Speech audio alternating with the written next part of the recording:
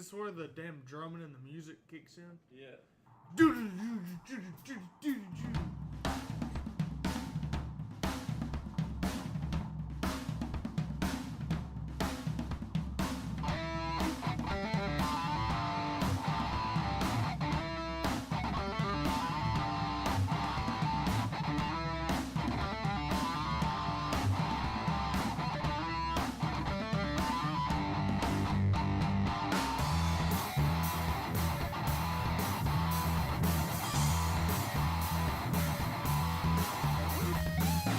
What is going on, everybody? Hello and welcome back to the program. This is On the Pipe Podcast. This is OTP Tuesday. Today is Tuesday, June the 30th, 2026, years after zero, the last day of June, and we're coming at you live here on a Tuesday, OTP Tuesday, to talk about everything that was the Snowshoe GNCC. Had a lot of stuff going on over the weekend. A lot of storylines coming out of the weekend. A lot of videos coming out of the weekend. So we're going to get into all of that. It was the Yamaha Snowshoe GNCC, and this is On the Pipe Podcast presented by Yamaha. So big shout out to the boys over at Yamaha. Thank you for all of the help and support that they put into this program and the sport as a whole. They had Yamaha demo rides down there at the bottom of the mountain, and yeah, it was Yamaha'd out everywhere that we went this past weekend at the Snowshoe GNCC. A lot of big takeaways from the weekend. First and foremost, Stu Baylor finally gets the monkey off his back. He goes out there and gets his first ever win atop Snowshoe Mountain. Stu has been the life of the party at Snowshoe Mountain for 17 years now, raising hell up in the village and on stage. And even I've seen some videos of Stu before races too, but usually getting rowdy. This year, turning down beers left and right. He came up there with a mission, and that was go home with a snowboard, and now it put him right back into title contention, just 11 points down from Jordan Ashburn. But we're going to get into all of that. We got Big Tom in here in the studio with us. What is going on, Big Tom? What's up? Still digging, cleaning dirt out of every orifice. I don't think porpoise is a word. Everywhere. Mud everywhere. Got several videos sent to us by listeners of OTP, seeing you out there on the hill climb and racing this past weekend. What was your thoughts of this muddy, rainy, overcasty Snowshoe GNCC? Weather sucked all weekend. It didn't rain as bad as I thought it was going to. I thought it was going to be a complete washout all weekend. Still got out and had some fun. I sucked on Sunday. Bad. I don't know. I can't ever figure that place out. It's like taking the rockiest thing and then taking the slickest Ohio dirt and just smearing it all over everything. It was bad. Yeah. Yeah, it didn't look like it was prime conditions, but I mean that's Snowshoe. You either get last year was like the hottest and driest it's been. I've been up there before where it's like a straight up monsoon for 3 days straight. Yeah, but even when it's dry, the woods are the same. Yeah, they're always like all the natural springs and everything. It's always the same, like just that sticky. And I thought about this during the race. How can something be super sticky and super slick at the same time? Yeah, that's how I feel about Ohio. I thought about you during. I was like, you know what? This is like Ohio with rocks. Yeah. But man, I wish it would have just kept raining, like enough to keep. Because like, there's a couple sections up there, and I don't know. You know when you're coming up the backside of the mountain, there's that section you pop out in a little bit of a field. You turn back into the woods. You have an idea where I'm talking about? Not off the top of my head. Okay. Well, if you're like the people that raced, the section where it's on the back entrance to the mountain, that side, you pop in a little field, go to the end of it, turn right, drops you down to there's a checkpoint there, and it's like 200 yards straight of red clay, 2 ruts, super sticky, super slick, and it's like feet down skiing the whole way through it. And it's like that every year. And I can't ever get through it. Dang it. And like, I don't know. But it's been so long since I raced it that it's hard for me to remember a lot of the track. It's been a minute since I raced Snowshoe. I thought about racing it this weekend, but my back is not cooperating. Yeah, this wouldn't be a good place for that. And I will say the track, like obstacle-wise this year, I thought was a lot easier than last year. Really? Which I think the conditions made it hard, right? Yeah. But the layout, like the obstacles, like on the sections of the track, I thought were easier. Now the hard sections were harder because of the conditions. Does that make sense? See, it seems like just looking at it from a wide perspective, it seemed like they put in some more gnarly stuff this year. For the pros, I think they did. Yeah, but I think they cut a lot of it out for the morning race. So talking about the conditions, you guys, I guess you had to have gone somewhere near that meltdown hill, but not up it. Because that was a PM only thing. We didn't do it last year either. But that whole side of the mountain was super muddy, super deep, and there's a lot of rocks out there too. So before the race started, I've always known about that meltdown hill. I've never quite known how to get there. Yeah. And before the race this weekend, I was on my YZ250FX, rode it all the way down because it's like, dude, it's a 15-minute ride to go out of the village and ride the road down to the spot to get into it. Mm-hmm. And so I was like, man, I'm going to go – if I'm going to try to make it happen during the race because I wanted to get that meltdown hill on camera. It's like if I'm going to make it during the race, I got to go sight this thing out. I got to figure out where it is so I can get there as quick as I can because it's going to take forever. And you're basically going to throw away a whole lap. Yeah. So I was down there, dude. I rode every access road that there was. I passed – like there's well-beaten-in quad ruts. They're pulling quads out left and right from the morning race. Yeah. And I'm riding deeper and farther down in there. And I see JoJo out in the woods. I see Jordan Ashburn's dad out in the woods. I see a couple track workers out in the woods. I'm asking everybody how to get there. Dude, I would pick a trail and I'd ride to the end of it and it came to the track. So then I turned around, went back, it came to the track. And I could never, and I had it on Onyx. I could see where it was at. And every trail that I went down, I was still nowhere near it. And I was like, where the hell? I was having a meltdown trying to get to Meltdown Hill. But did you ever find it? No. But I will say there was one more fork that I didn't cover. That's where I was talking to JoJo at because they were all walking down there, and I went left and went all the way down to the end. It dead-ended. And I turned my bike off to look at the map, and JoJo yells at me if I found it. I said, hell no. So I went back up there to where they were at. And they're like, all right, we're going to try this way. I was like, all right, well, I got to get back. The race is about to start. So I started heading up there, and I messaged JoJo because he was posting all sorts of clips from it. I was like, so how close was I? And he was like, dude, 50 yards down to the right is where it was at. I was like, you've got to be kidding me.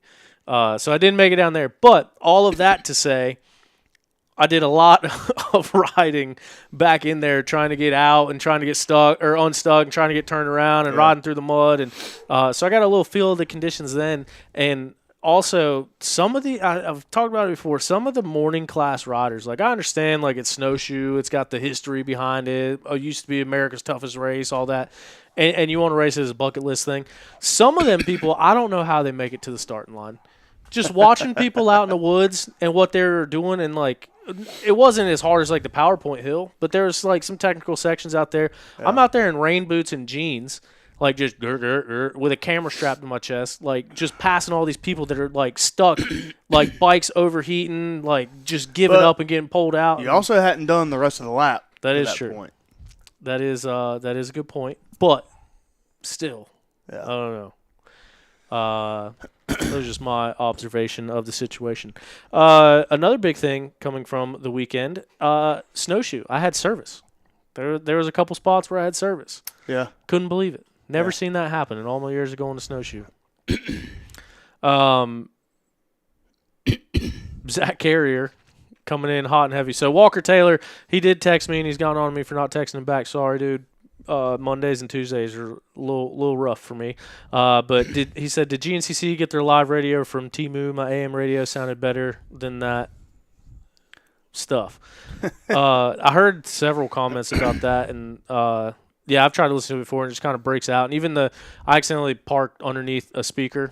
Didn't know it. I got there late Friday night. Got woken up at 6:45 DJ Judd and everyone announcing and doing all that stuff. And it was crackling out then right there at the start line. It didn't used to be that way. It used to be clear and good to listen to. Yeah, maybe it's just a snowshoe thing, trying to get signal through the woods. Nah, I've noticed that in other rounds this year. Oh, see, I'm always trying to give him the benefit of the doubt. Zach Carrier says, let's discuss how awful to pay for Flow instead of watching Racer TV for free. We need Stu to speak for the people. So hold on, Zach. Did you pay? Did you pay for Flow or no? Yeah, who in here paid for Flow and watched on Flow this weekend? If you're in here and you paid for Flow, you watched on Flow, drop us a comment. Yeah, I want to get some feedback. Heck no. So he did not. He was looking for the free show. But I saw, which we'll get into it. I saw obviously the video from the morning or the foiler race at Howard Toll that it's been a huge topic. Saw a comment on there and was like, and a week later, nobody's talking about Flow racing. Yeah, because of the Howard Toll debacle. Yeah. So I don't see how we get through this program and not discuss that. So we'll start with Flow because we started on it. Yeah. So I first and foremost, I've 100%, I don't know if you want to say 360 or 180. I don't know what the proper terminology is here, but I have 100% reversed my stance in my direction on the Flow deal. I think it's the greatest thing to ever happen to the sport. What? And I absolutely love it. What? And I'm a big supporter of it. What? So it was kind of weird. Did you get hired by Flow? No, I didn't. Even better. Since Saturday, my social media videos that I've posted are over 85 million views in total. I see where you're going with this. The raw video highlights was over 20,000 views right now. Went up to 5,000 that same night. TikTok, YouTube, Instagram, Facebook, everything has been blowing up. So it is a great thing for media people because everyone is starving for the race content. No one got to see it. Apparently, no one even got to listen to it. Yep. And so it's like I did a live race report going home from the race on Sunday night, and I didn't watch that, but I saw you do that. Yeah, I meant to go back and watch it. Randomly thought about it, threw it up, and I was like, dude, let's get on here and talk about it because I was sitting there thinking how many people have no clue what happened out here at this race? A lot. Yeah, and so got on there, even got props from Weege. I saw that. I saw that comment, and I was like, I need to go listen to that and see. That was cool. But yeah, it was basically just a quick recap of the day. But I mean, it creates those opportunities. So now it's like going into the next one. We got summer break to prepare for it. Like, how do we take advantage of this situation and get it out there? Because, like I said, across social media with all the video views, it's over 85 million with the stuff that I've put out from the weekend, which is absolutely nuts. First of all, but it is cool because it's other ways to get it out there, get the content out, get the stuff, and some more maybe the positive stuff. Yeah. That happened over the weekend. Everybody's calling you out, T-Ship. There's a lot of hold on. There's a lot of comments coming in at one time, trying to figure out what's going on. Brother has Flow didn't. Not T-Ship turning against us. Paid for Flow, went out constantly. OTP sponsored. So I think this must be on a delay. Yeah, I think they haven't got to the to the turn yet. But no, I mean, once again, you see the broadcast post. Someone shared one from I think Watkins Glen or one of the rounds where every single round they put up this thing that says, Here's our live feed. Here's how many people watch quads. Here's how many people watch bikes. Here's our total impressions. Where's that at? I want to see it. Yep. I want to know what these numbers were for Flow because obviously, a lot of the teams, or pretty much all the teams, had to get it. They had to have it on TV. Had to be able to keep tabs on what's going on. I get that, but and they can only you pay for it's only for 2 devices. So I also saw some people saying that you can only watch it on one TV. Really? Yeah. You can't sign into another one? Yeah. So the Mundy family, Stacy Mundy, said that her husband, they bought Flow, and her husband was at work and he was watching it, so she couldn't watch it at home. Damn. So it's like, what do you do in that situation? But yeah, I'm very, very, very curious of what the numbers were for Flow and what the streaming numbers were and concurrent numbers, and how much of that was going on, because this whole everywhere you saw, it's like everyone's like, I'm not paying for Flow, and who knows how long it'll last. Maybe you go a couple races without being able to see it, you break down and buy it. But now you got 2 months to think about it. You got 2 months to save up. Yeah. Yeah, I don't know. I was curious if, with it being on Flow, if there'd be a camera down in Howard's Hole, and there was. Yeah. There usually always is. Yeah, but with it going to Flow, I didn't know if they would still do it or not. Yeah. So, I wonder how much of it they showed. I was also pretty surprised at how many people that I saw, especially on Facebook, that had no idea about the situation. Like, everyone's like, I can't find the feed. Why is the feed not working? Why can't I find it? Like, I had no idea about this. So yeah, that was crazy in and of itself. Yep. But it goes to show, like, this is, I said it last week, it's not destination programming. Like, the people that are going to GNCC and seeking it out and watching Racer TV are loyalists to the sport. Like, I don't think someone that has a Flow membership to go watch the Chili Bowl are just going to be like, GNCC, let's see what's going on here. What is that? Yeah. The only ones that are going to watch it are people that's heard about it or been to one. And, like, it would take somebody like us to say, hey, you already subscribed to Flow Racing. Hey, we're going to be doing this week. Check it out. It's on Flow Racing. That's what it's going to be. It's not just nobody's going to watch it without somebody telling them to. You know what I mean? Yeah. So, I was trying to do some math real quick. Yeah, that's tough. It's hard to do math and keep talking. Yeah, it really is. It's hard to multitask and figure out what I'm even supposed to be calculating right now.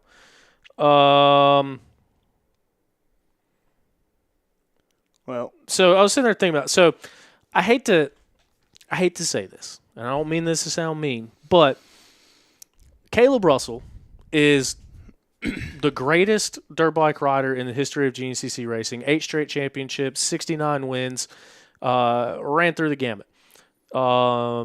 Take Josh Strang. Josh Strang has been racing for 20 years. Stu Baylor, been racing for 17 years in the pro class. He just won the race this weekend. He's in the title hunt. Any of these guys can go walk through the Walmart in their hometown and most likely will not get recognized. Yeah. And like I said, I don't mean that in a bad way. It's just the exposure of the sport and how big it's – I mean, I talked about it last week too. Like, I can't tell you how many people have never heard of Ricky Carmichael or Travis Pastrana or Jeremy McGrath. And that's like the goats of the stuff that's on TV. Yeah. So then you go back to this stuff.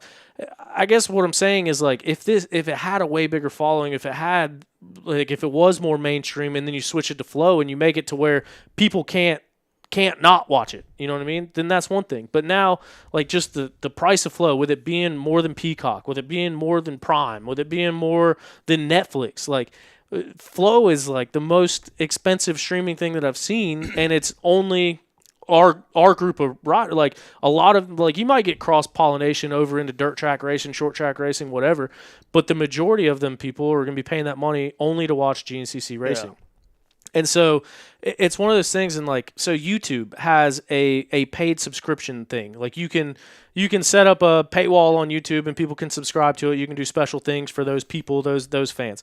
So let's say that 100,000 people are watching these Racer TV streams, and of that, I mean, they're not all. That's not 100,000 people watching. It's people clicking on, clicking off. So let's just, for the sake of numbers and what I was doing here and what I was trying to figure out how to calculate it, say that a third of those 100 views are people. So 33,000 people.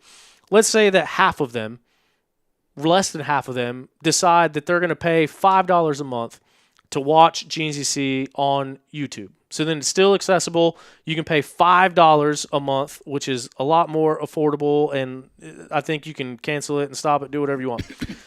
That at $5 a month, 15,000 people is $75,000 a month that they can make. So like I don't know how much this Flow deal was. Yeah. But I feel like it kind of alienates the core group of people that are watching this sport to where if they just monetized their own YouTube thing and made it a subscription-based service to watch it for an affordable price. Like a lot of people wouldn't bat an eye at $5. But when you start saying you got to pay $156 up front or you got to pay $40 a month, that's a lot different. Yeah. On a new thing that you can't even watch on multiple devices. Yeah. Yes. I don't know. I don't have a whole lot to say about it, but I think we said it. I said everything I had to say last week, but I think until we see some numbers of what viewership's like, then I don't know. I think that's the next. You know what I'm saying? Like that's the next thing we need to know, right? Yeah. How good did it? Did it work? How many people actually subscribed? Other than the what?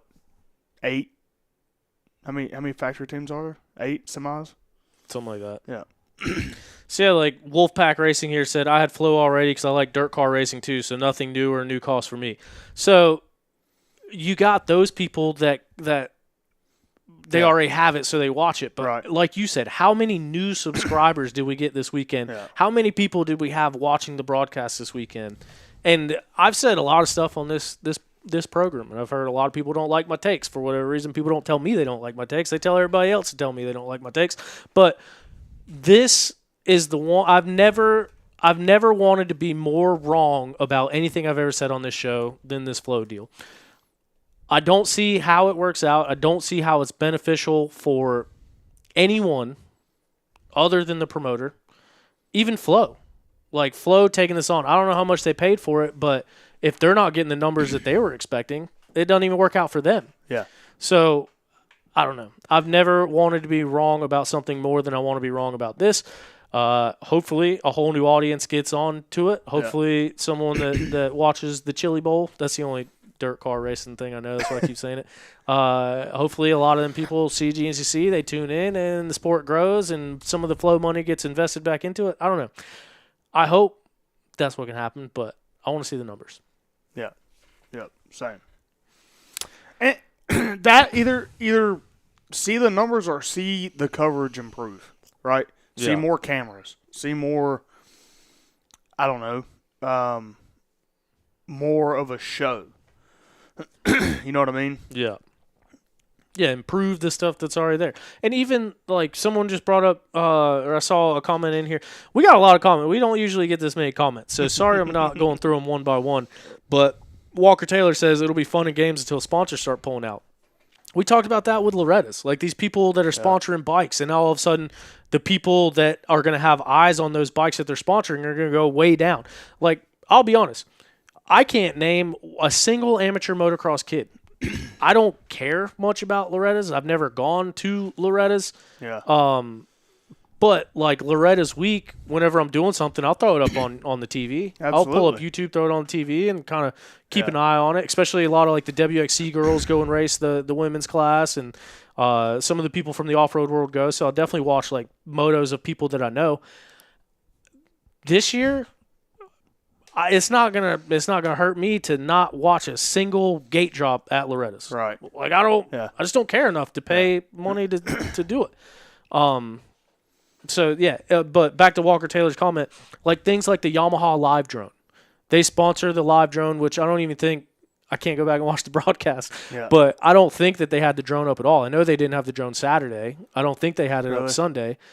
Because of the weather conditions, the visibility, the overcast, and all that kind of thing. But like Yamaha probably paid a good amount of money to have the Yamaha live drone and whatever other bugs and things that they incorporate sponsors to in the Racer TV feed.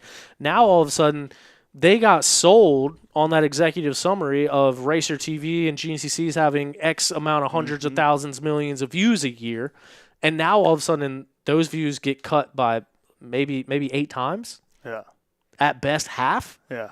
So then it's like those sponsorships that were sold based off of this engagement and viewership in the middle of the season get taken. Which is another wild thing to do. Like, it would be one thing if it started at Big Buck in 2027. But this just happened in the middle of the season. Like, I wonder if anybody's knocking on GNCC's door and saying, "Hey, well, what the hell?" Other than the fans. Post the numbers. We'll see.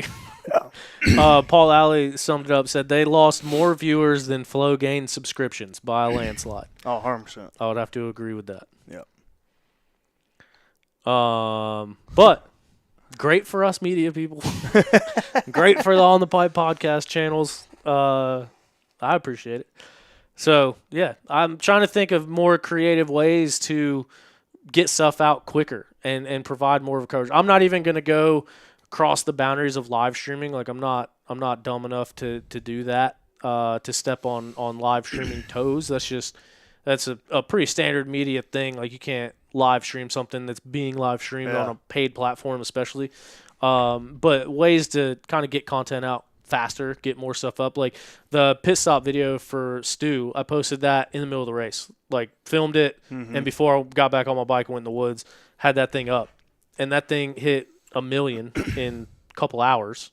And then by midnight that night, I think it was at 6 million. Yeah. Next day, it was at 32 million. Wow. So it's like, I had stuff blow up like that before, but none even close to that quick. Yeah. But same thing, like Howard's whole content, throw it up on TikTok, throw it up on YouTube, like all of that stuff was going crazy. And then the whole raw video ad, you saw me out there. I was trying to get that thing uploaded as quick as I could, but I was having Wi-Fi issues, but we ended up getting it. Yeah. So, I don't know.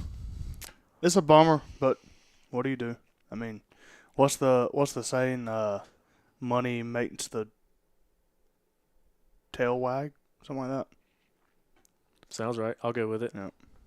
Too much money ain't enough money. Yeah. So, anyway, interesting. But before we get into the rest of the stuff, I guess we can go ahead and talk about some results from across the country. This is the part of the show every week where we dig up some results courtesy of Dimmer's Precision Grading. We dig up results, they dig up land. No job too big or small, commercial, residential, everything in between. Dimmer's Precision Grading can get you dialed in. They have a motocross track that they maintain as well in Kings Mountain, North Carolina. They're having an open ride day this Friday. So you can go down there and check it out. It looks sick. It's a fun track. There's a couple pretty big jumps. Have you ridden it? Yeah, Oh. once. I think it was the first time after he turned it around and redid it. Down there once, yeah. Jumped everything but the 2 big triples. I've been there a couple times, but haven't gotten to ride it yet. One of them's like 120-foot step up. Dang. Yeah, it's big. Oh. I doubled it. Yeah, I won't be hitting that. But yeah, you can this Friday.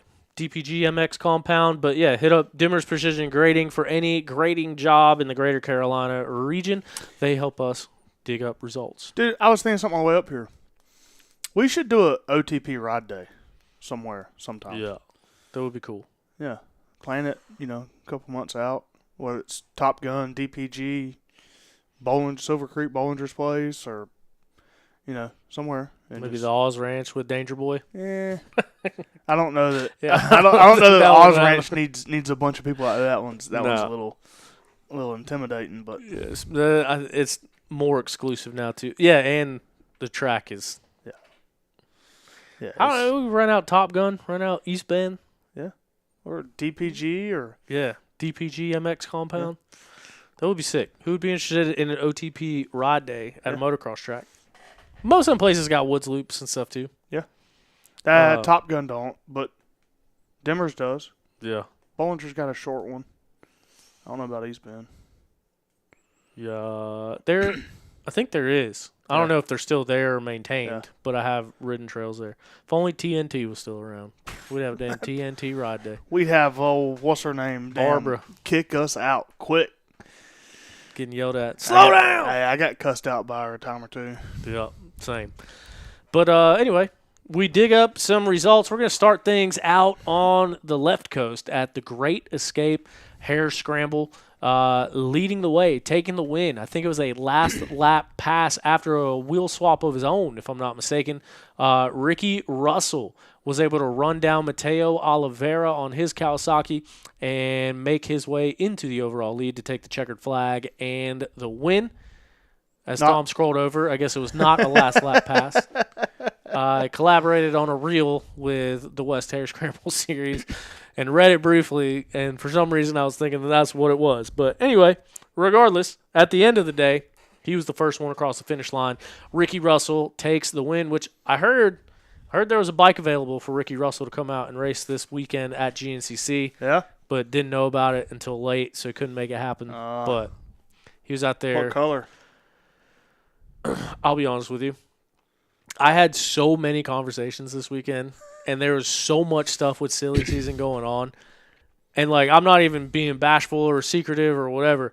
I legitimately don't remember who told me that, but it was somebody in a team shirt saying that they offered it up on their team.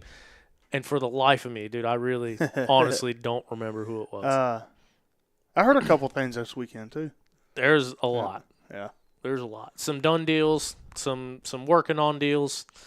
But I don't know. We'll make the decision if we're going to get into silly season stuff this early on. We got a big summer break coming at us. Maybe we save some of that. Need some stuff to talk about. Some of that for then. But nevertheless, the Great Escape Hare Scramble ended with Ricky Russell on the 212, taking the checkered flag in the win. The reigning defending champion Mateo Oliveira takes the number 2 spot. I guess I was going to say, why is Mateo not on the ISD team? Did he age out of the junior team? I would imagine. I would think so, yeah. Because, I mean, our junior team is 100% East Coast, and our World Trophy team is 75% East Coast, and our women's team is 100% East Coast. Suck on that, Mark Tilley, and the whole entire West Coast. Just kidding. Suckers. Just kidding. I'm gonna text him after. He always likes to throw jabs. I'm gonna text him after the show and let him know. Leighton Smale hauling the Smale out there, taking the final podium spot, 3rd place overall, and the winner of the Pro 250 class, Zane Roberts on his Factory Beta, would round out the Pro AA podium with a 4th place overall. And then speaking of that Pro 250 class, as we mentioned, it was Leighton Smale getting the win there. In the number 2 spot was Jaden Diners. And rounding out the Pro 2 podium was Ryder Tomaselli at the Great Escape Hare Scramble out in, I don't know if it was Washington. It looked like it was, yeah. It looked cool. Northwest. Didn't look like Cali, unless it was Northern Cali. Yeah, it looks sick. In the women's pro class, Ava Silvestri went out there and took the win. Brianna Wall in the number 2 spot. Ashley Gage rounding out the 3rd place spot. Scroll over. Let's see reigning defending champion Rachel Stout's lap time. She's 4th overall, 6th on the first lap, 4th. So it doesn't look like anything crazy happened. She was, well, I guess on the second lap she was 3 minutes off the pace. It's hard to tell. So those aren't lap times. That's elapsed time. Oh. Yeah. It's screwed because 26:53 a minute, or an hour 20, hour 47. Oh, yeah. So interesting. But, yeah, 2 minutes off, 3 minutes off, 5 minutes off, and 6 minutes. So she was losing about 1.5 to 2 minutes a lap. Huh. Yeah. Interesting. Victor Gilliam confirms East Bend does not have trails anymore. Good mix of brands in that class. A lot of representation. Yeah, what are we missing? Suzuki and Triumph? Honda. Yeah. That is crazy. Yeah, every single one of them on a different flavor. Yeah. Taste the rainbow. I'm curious on where this was now. Probably on their website. Anybody know where the Great Escape Hare Scramble was?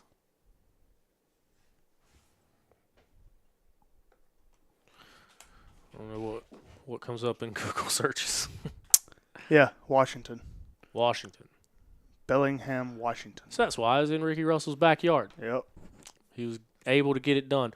Now, back out here on the East Coast, it was one of the most anticipated rounds of the season. It was the Snowshoe GNCC coming into this weekend.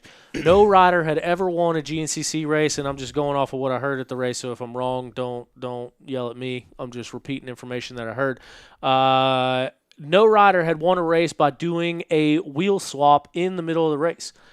I think riders have gotten close before, but I believe that this was the first time that it happened. Stu Baylor.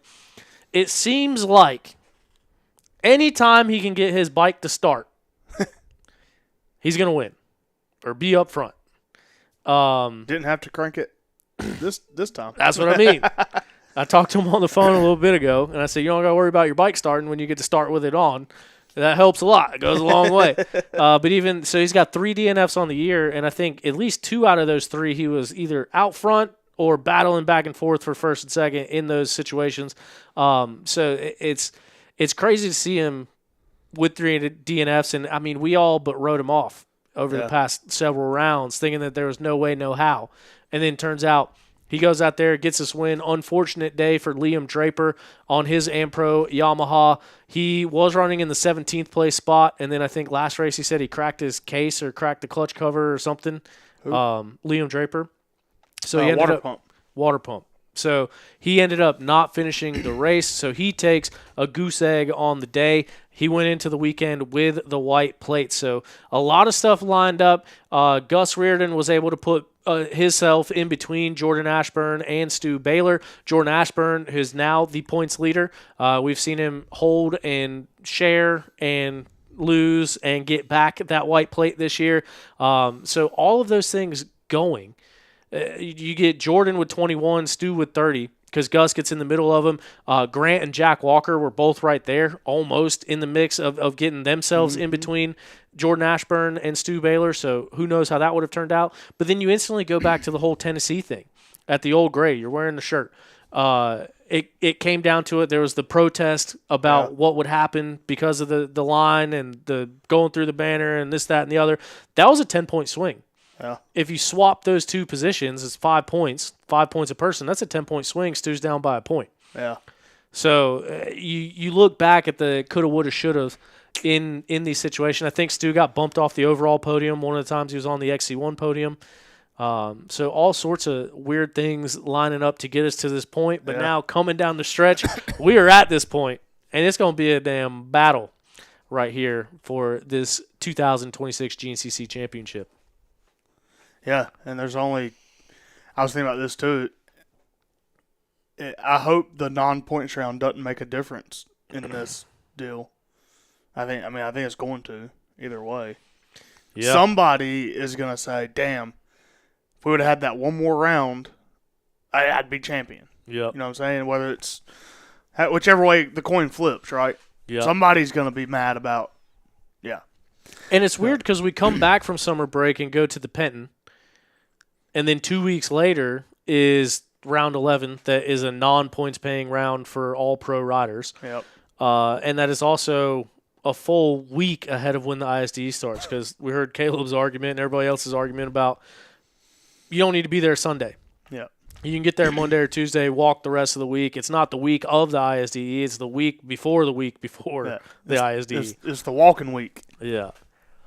Yeah, I don't know. But, yeah, to that point, it could be – it could go either way. Like, Stu has a bad race and Jordan gets a gap out in front. Then you only got to hold it for 2 more rounds. Yeah. Or they both finish first and second again at the last 3 rounds, and then it's like we never know what would have happened if there was that round 11. So, yeah, that's going to throw an interesting wrench into the entire mix. Bunch of weird decisions this year for GNCC. Yeah. For sure.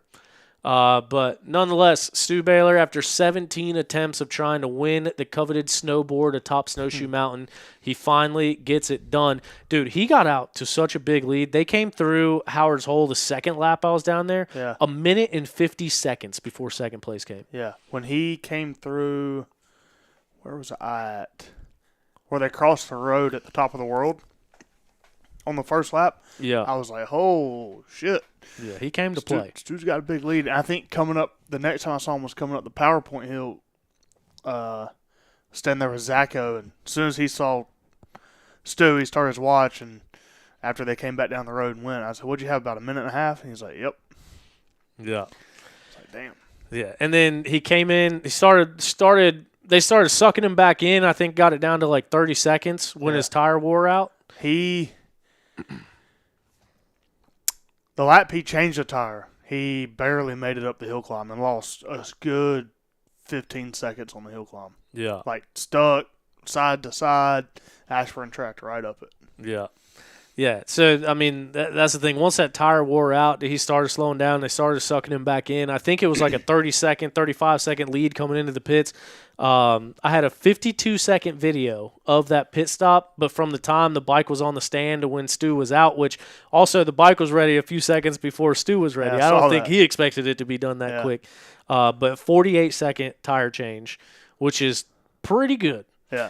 And all of them people out there saying that Siege was a no-good mechanic and he shouldn't be in charge of the program and he shouldn't be a factory mechanic and what are you doing, Stu? He just continues to prove people wrong. Like, he has been so good this year from motivation to wrenching and just chief vibes operator of the team, like, and then banging out that thing with the pressure. And you can hear Doug in the background saying, stay calm, stay calm. Yeah. And it's the same thing. There was no panic. There was no rush. There was no fidgeting.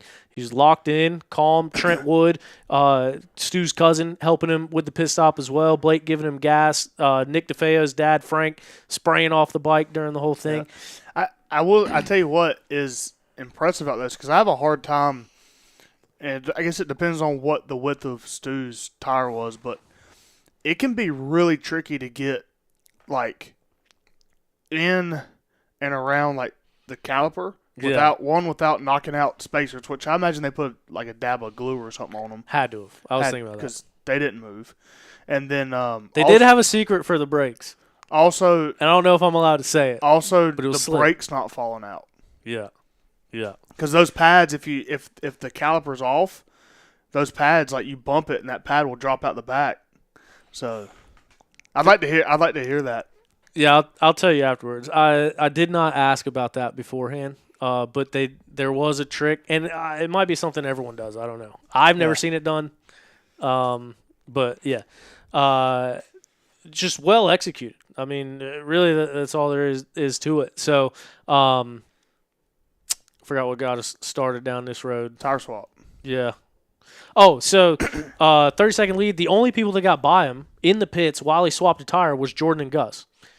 And he got past both of them by the time they crossed the road again. Well, really? Yeah. Like, then, down the hill or across from Howard's Hole on the ski slope side. Surely he didn't pass him from the power point back to the finish. No. Yeah, that next time that they came by. Because Stu passed Gus in on the ski slopes coming up to like top of the world area. Yeah. And then crashed and went down. And then picked his bike up, and he said one turn later he passed Gus again. So once he got that fresh tire back on, he was just the gap that he got at the beginning of the race, and then for him to run it down and get the gap at the end of the race. Because I was standing there I knew that I had about 2 minutes between when they went from pro pits to the finish line. And I was like, if I miss the finish line and miss Stu's win at Snowshoe, I'm fired. It's just simple as that. So I was like, I'm going to go get him that rock wall coming into the pits. I was like, I'm going to get him right here. I'm just going to get top 2, top 3 if they're close, and then haul ass over to the finish line. They come through, and Stu comes up. He gives a holler as he's coming through. He disappears into the pro pits, and then we all look back at the woods, like waiting for second place. Yeah. Waiting.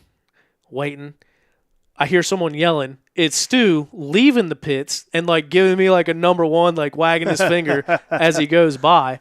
And I didn't catch it on film because I was waiting on second place to kind of show what the gap was. And then when Stu came off the finish line first, there's a lot of funny things that happen. He comes through the finish line and says, "Give him my effing snowboard." And then as soon as he gets off the bike, he says, "They tell me I can't loop my bike anymore. How about this?" And he picks up his front wheel and physically picks his bike up and throws it end over end. Yeah. And he looks at the camera, looks at me, he's like, "Is there a rule in the fucking rule book about that?" Damn, you just dropped 3 F-bombs there. Oh, I dropped another one? Yeah. I only noticed the one. Oh, I said effing. Because he said effing. Well, you just said it. Yeah, full out there. Yeah, because they were direct quotes. It's not me saying this; they're direct quotes. Yeah, okay. So through the finish line, Stu said effing, and when he flipped the bike, he actually said effing, the word. So just trying to stay true journalism here. But what was it? Oh, and then so right after that, he said, I was talking to him, or I was asking him about when he came through the pits. And he's like, yeah, dude, I fell somewhere, and they were catching me. I knew they were catching me. And I was like, what do you mean they were catching you, dude? You were in and out of the pits and through the woods before second place even came into the parking lot. And he's like, really? He's like, someone fast caught me. And I was like, there wasn't anybody near you, dude. I said, you were in and out of the pits before second place came through. Oh, I heard him saying that. Yeah. Somebody fast caught me. Yeah. So, yeah, just a cool moment. Obviously, I work alongside Stuart, and I'm not trying to be biased, but it feels I posted this on Facebook. It feels like when Dale Earnhardt finally won the Daytona 500 in 1998. It was the race that always got away from him, the only race that he never won. Yeah. Like all these accomplishments, never won the 500, and he finally gets it done, and that's what it felt like, 17 years to get his snowboard. And like I said, I'm close to the team, close to the program, close to Stu. So it was cool to see and see the backside of it. But this version of Stu, I always thought if Stu won at Snowshoe, we'd burn the place down Sunday night. He was gone. He left. He said he was leaving. Someone offered him a beer at the finish line. He said, no, thanks. He went back to the rig, shook a couple hands, signed a couple autographs, went in his camper, changed, never saw him again, loaded up and left. So we was eating dinner in the village Sunday night. Siege came in, and Grant was up there too, and I talked to Grant for a good while. I was like, man, where's your brother? And he just never said anything. Like, he just kind of ignored it, not intentionally, I don't think. I seen Siege, and I was like, all right, where's Stu? Where's the party at? Yeah. And he said, dude, he's gone. I said, what? He's like, yeah, dude, he loaded up the camper and left. And I said, what? Yeah. It's crazy. He's like, I haven't been home in 4 weeks. I'm going home. That's what he said. He said, they ain't been home in a month. He said he was going home. I'm like, what? Come on. Dude, I even talked to him. When I talked to him today, I was all pumped up. Like, dude, I'm pumped for you, man. You're back in the mix. Like, how's it feel to finally get the snowboard? He's like, yeah, I mean, it's cool. I got to work on this Loretta's track at the Shoals. I was like, come on, dude. So, this sounds really bad, but I thought about when he was coming out of Pro Pits down the hill, I thought about taking the pit board and just writing snowboard on it. try to damn throw him a curveball, but yeah, I didn't. He thought someone fast called him. He wasn't reading it. Yeah. No. But yeah, it was cool to be a part of. But yeah, I expected more out. Did he get rowdy Friday night in the village for the IC thing? I didn't go. Oh. First time I made it to the village was Sunday night. Dude, so after the golf tournament, we ate. I forgot about that. I sat in the recliner, out. After Howard's hole, ate, sat in the recliner, out. I think I was asleep by 8 o'clock both nights. Dang. Woke up at like 11:30, or like 10:30 Friday night and slept to about 1. Everybody downstairs in the hot tub and whatnot. But, yeah, Saturday night, I was out. That's kind of low-key at the damn snow on the mountain this year. But dude, so when you saw me on race day during the pro race on Sunday, when I came down to the PowerPoint hill and you thought I couldn't ride my bike up a hill, when I came down there, that was after I had gone looking for the meltdown hill when I was talking about earlier. Mm-hmm. When I got off my bike right there, I fell to my knees because of my back. My back just gave out. Yeah. It's like a lightning strike goes through my back. And I've had that. Yeah, it just gave out, and then I couldn't lift my bike up to get it off the uphill to put the kickstand down, and that took me a little bit. But long story long, didn't sleep much over the weekend per usual because of my back hurting. And then I'm sitting there, and the pro quads were about to start, and I'm still sitting in my car, and I was like, man, what do I do? Like Howard's hole. Maybe this will be the last Howard's hole. But I was sitting there. I was like, man, I'm up here at Snowshoe. I can ride my dirt bike down to Howard's hole. I don't got to hike down there. I got my bike. I'm going to go out there and do what I'm here for. What my vest says, media. Did you go down the ski slopes, or did you go around down the road? I always go left out of the village and then down to the ski slope and in. And they actually cut an access trail that's behind Howard's Hole that brings you right to the meat and potatoes of it. Yep. Because in years past, I had to ride like backwards off the track as far as you get. Basically, you get to a point where there's a bunch of boulders, Yeah. and you can't get any farther. So I put my bike there and walk in. Yeah. But now you can ride up like you off come that, in where it's the off that damn road stand is. down there, right? It's off that road. Which road? Isn't there a road back there that Like loops around from Silver Creek down to the lake? The gravel road? Yeah. I think it goes all the way out and around. Yeah. Yeah. You just take that all the way down to that last ski slope. Yeah. And bust down the ski slope. Big old water breaks. Oh, I bet. You ain't On going, the ski slope? ain't going through there fast. Yeah. Dude, I've seen foilers come down a ski slope one year, hit a water break, just cartwheel. The morning foilers? Oof. Yeah, sketchy. So, yeah. So, anyway, went down there. I was in Howard. I hate to admit it. I was in Howard's Hole like 10 minutes. Yeah. That's all I could take. Put up a couple videos. Yeah. I didn't get down there till 12:30. Yeah. And which the race didn't start till like 1:30, 1:45. Yeah. So we were late getting down there too, but Then the Phoenix quad team stole my video, reposted it as their own. So, well worth the effort to go down there in Howard's Hole. But same thing, got to experience. Howard's Hole is different, dude. It seems like somehow, some way, it gets bigger every single time. But let's get through these results, and then we'll talk more about Howard's Hole and everything in it. Well, I got a picture when we get to Grant Davis to show you. All right. Stu Baylor takes win. Gus Reardon was in contention for the overall win. He was riding his kangaroo butt off all weekend. He ends up second place overall on the day. Another win in the XC2 class, extending his XC2 points lead, giving the teammates at the Phoenix Racing Honda program both with white plates, XC1 and XC2. He had Mama's race day casserole. That's what it was? Saturday night. She got to make him a little square of that and send with him every weekend from here on out. Yeah, it's going to be good luck charm. Yep. So Gus, second place overall. And that's like by far, his best effort ever on the mountain.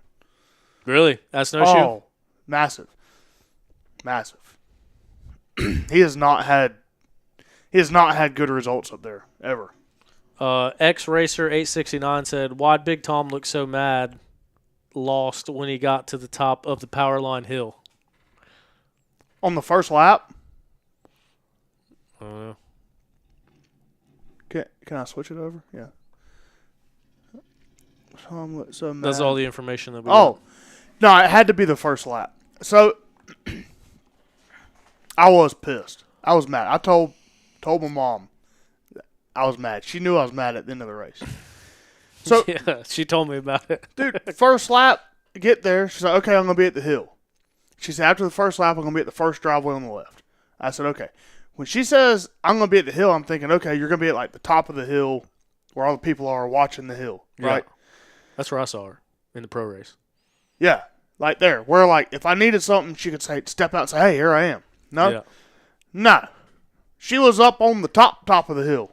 Like by pro pits? Like walking down the top part. Yeah. And that's where she stood.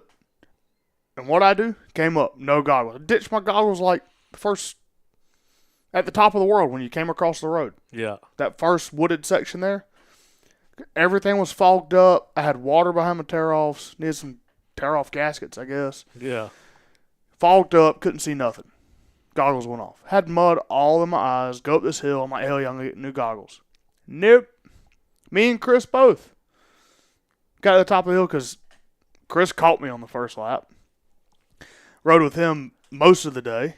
And, dude, we both looked around, tossed our goggles at the house, and just kept on going. We were pissed. we were both mad. Chris's goggles wasn't Mom's fault. But I told Mom, I'm like, how many people did you see come up the hill with no goggles on? And she said, well, a couple. And I'm like, come on, Mom. She's probably listening right now. I feel really bad. But we talked about it after the race. I was like, come on. We've been doing these things like long enough. She said, and I apologized to her. Yeah. After I showered and cooled down. I was like, Mom, I'm sorry. I was frustrated.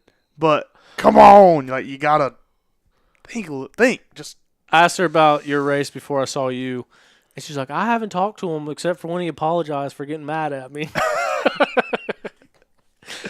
It's all good. Oh. We've yeah. Fortunately I'm close enough with my mom that we can, say how we really feel and not get butthurt over it. Yeah. So anyway. Shout out Lee. She probably is listening. She probably is. We'll see if we get a comment from Big Tom in the chat here in a second. Jordan Ashburn. He got his first career win atop of Snowshoe Mountain. When the going gets tough, Jordan Ashburn gets going. He's a technical rider. He has put it in the main event of the TKO. He has won Battle of the Goats. He is no stranger to the technical, sloppy, hard conditions. He showed that this weekend. He gets second place XC1, third place overall. Jack Walker had another outstanding ride, worthy of a junior ISDE team membership, but he is not on the ISDE team, and he is fourth place overall. Not too far off of the overall podium, if I'm not mistaken. Second place in XC2 for Jack. Yeah, and he was leading. I think at some point he was leading the overall. Yeah. Yeah, there for a little bit. So that same second lap in Howard's Hole, he was like on Strang's rear tire coming through. I was like, damn, caught the boss already? Actually, no, he wasn't leading.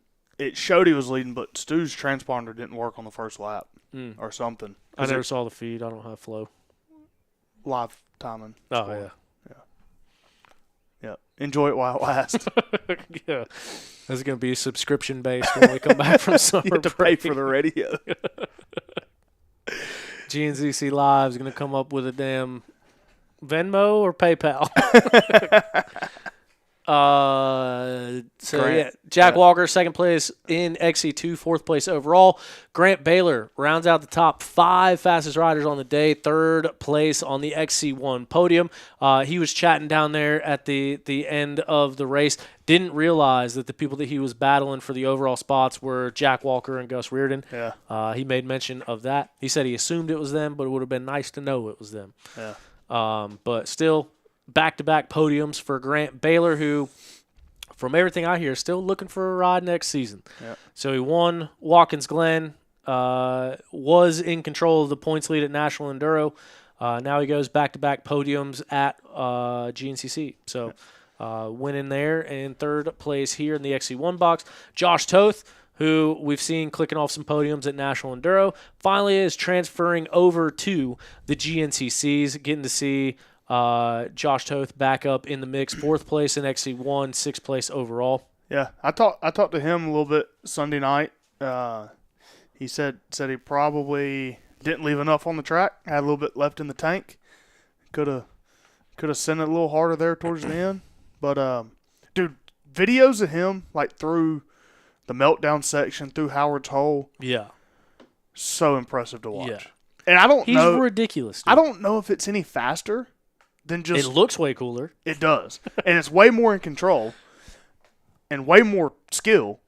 But sometimes I wonder if it's actually faster than just balls to the wall through the section. But like him, there was a video. I think Thad shared it. All these people he was pulling up. And 2 people came straight up through the middle. String and Toth. Yeah. And Toth is just hopping. Yeah. Hopping. It looks like a little bunny rabbit. Never lost traction. Yeah. Feet never came off the pegs. Yeah, that's impressive. It's pretty Yeah. sick. Which I've seen it firsthand up at like Brown Mountain and stuff, just play riding. It's wild. Yeah, so I didn't put a timer on it, but he came through Howard's Hole. He was at the back of the pack. Like he started by himself on row 4. Yeah. 5. Yeah, it was row 4 or 5. Yeah. He started on a row by himself, and it was the last row reserved for the top 20 points. So second lap when he came through Howard's Hole, he was by himself again. But dude, I watched the entire XC1 and most of XC2 come through Howard's Hole at this point. I watched everyone bulldog through the rocks. Stu went to the right. Everyone else kind of went through the middle over that high bump in the middle and kind of bulldogging their way through there, row 5. Yep.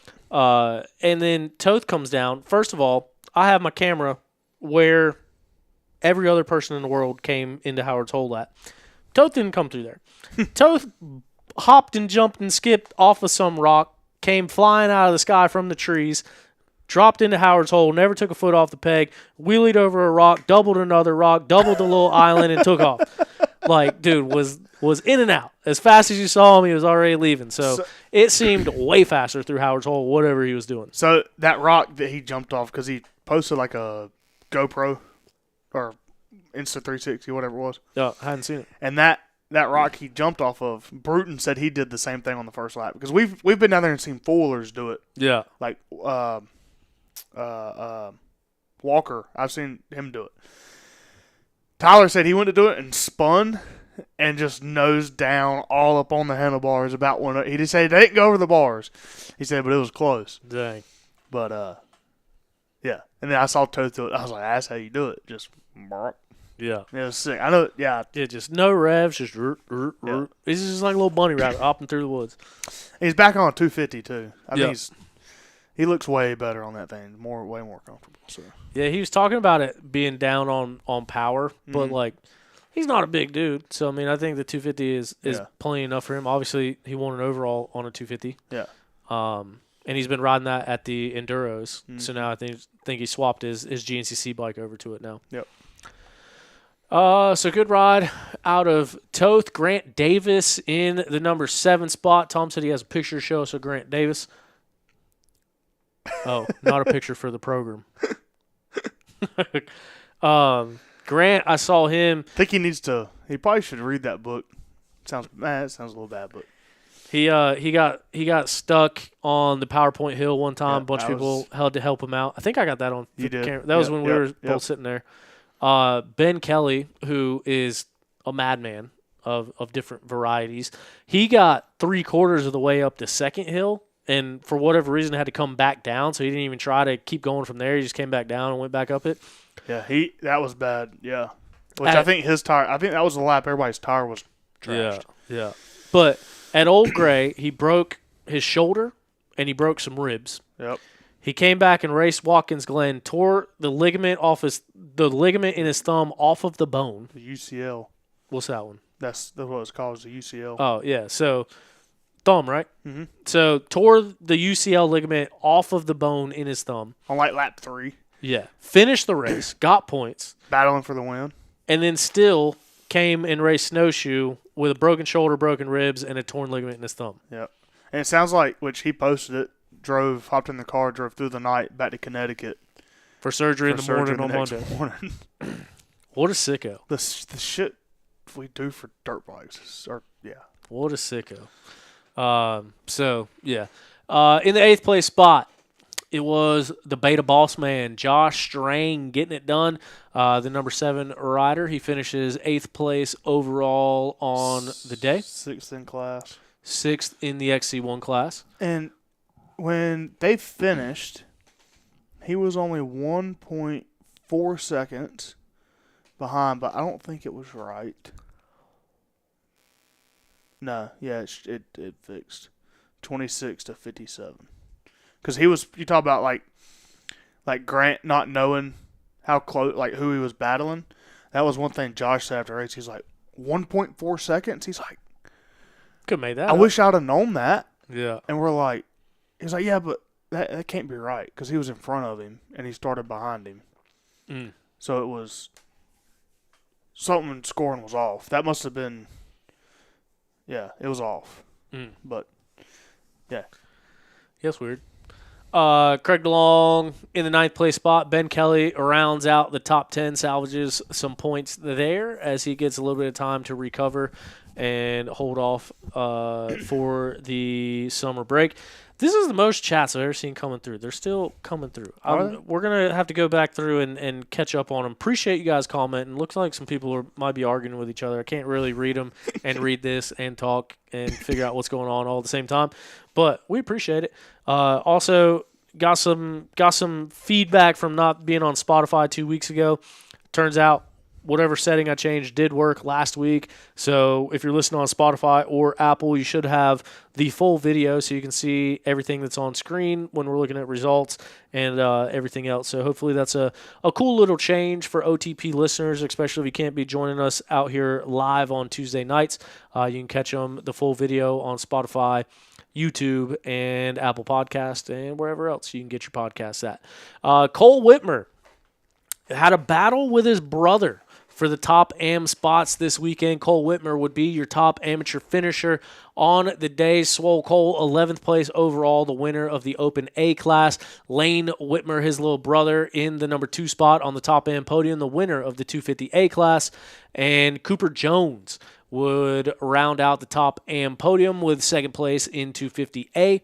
As those boys kind of get in the mix of the XC2 class. Jason Tino down there, 15th place overall, 3rd place in XC2. He would round out your XC2 podium. Also, want to give a shout out to Gavin Simon. Gavin, when they were coming up the PowerPoint Hill, there's that big knoll right in the middle that a lot of people stand on.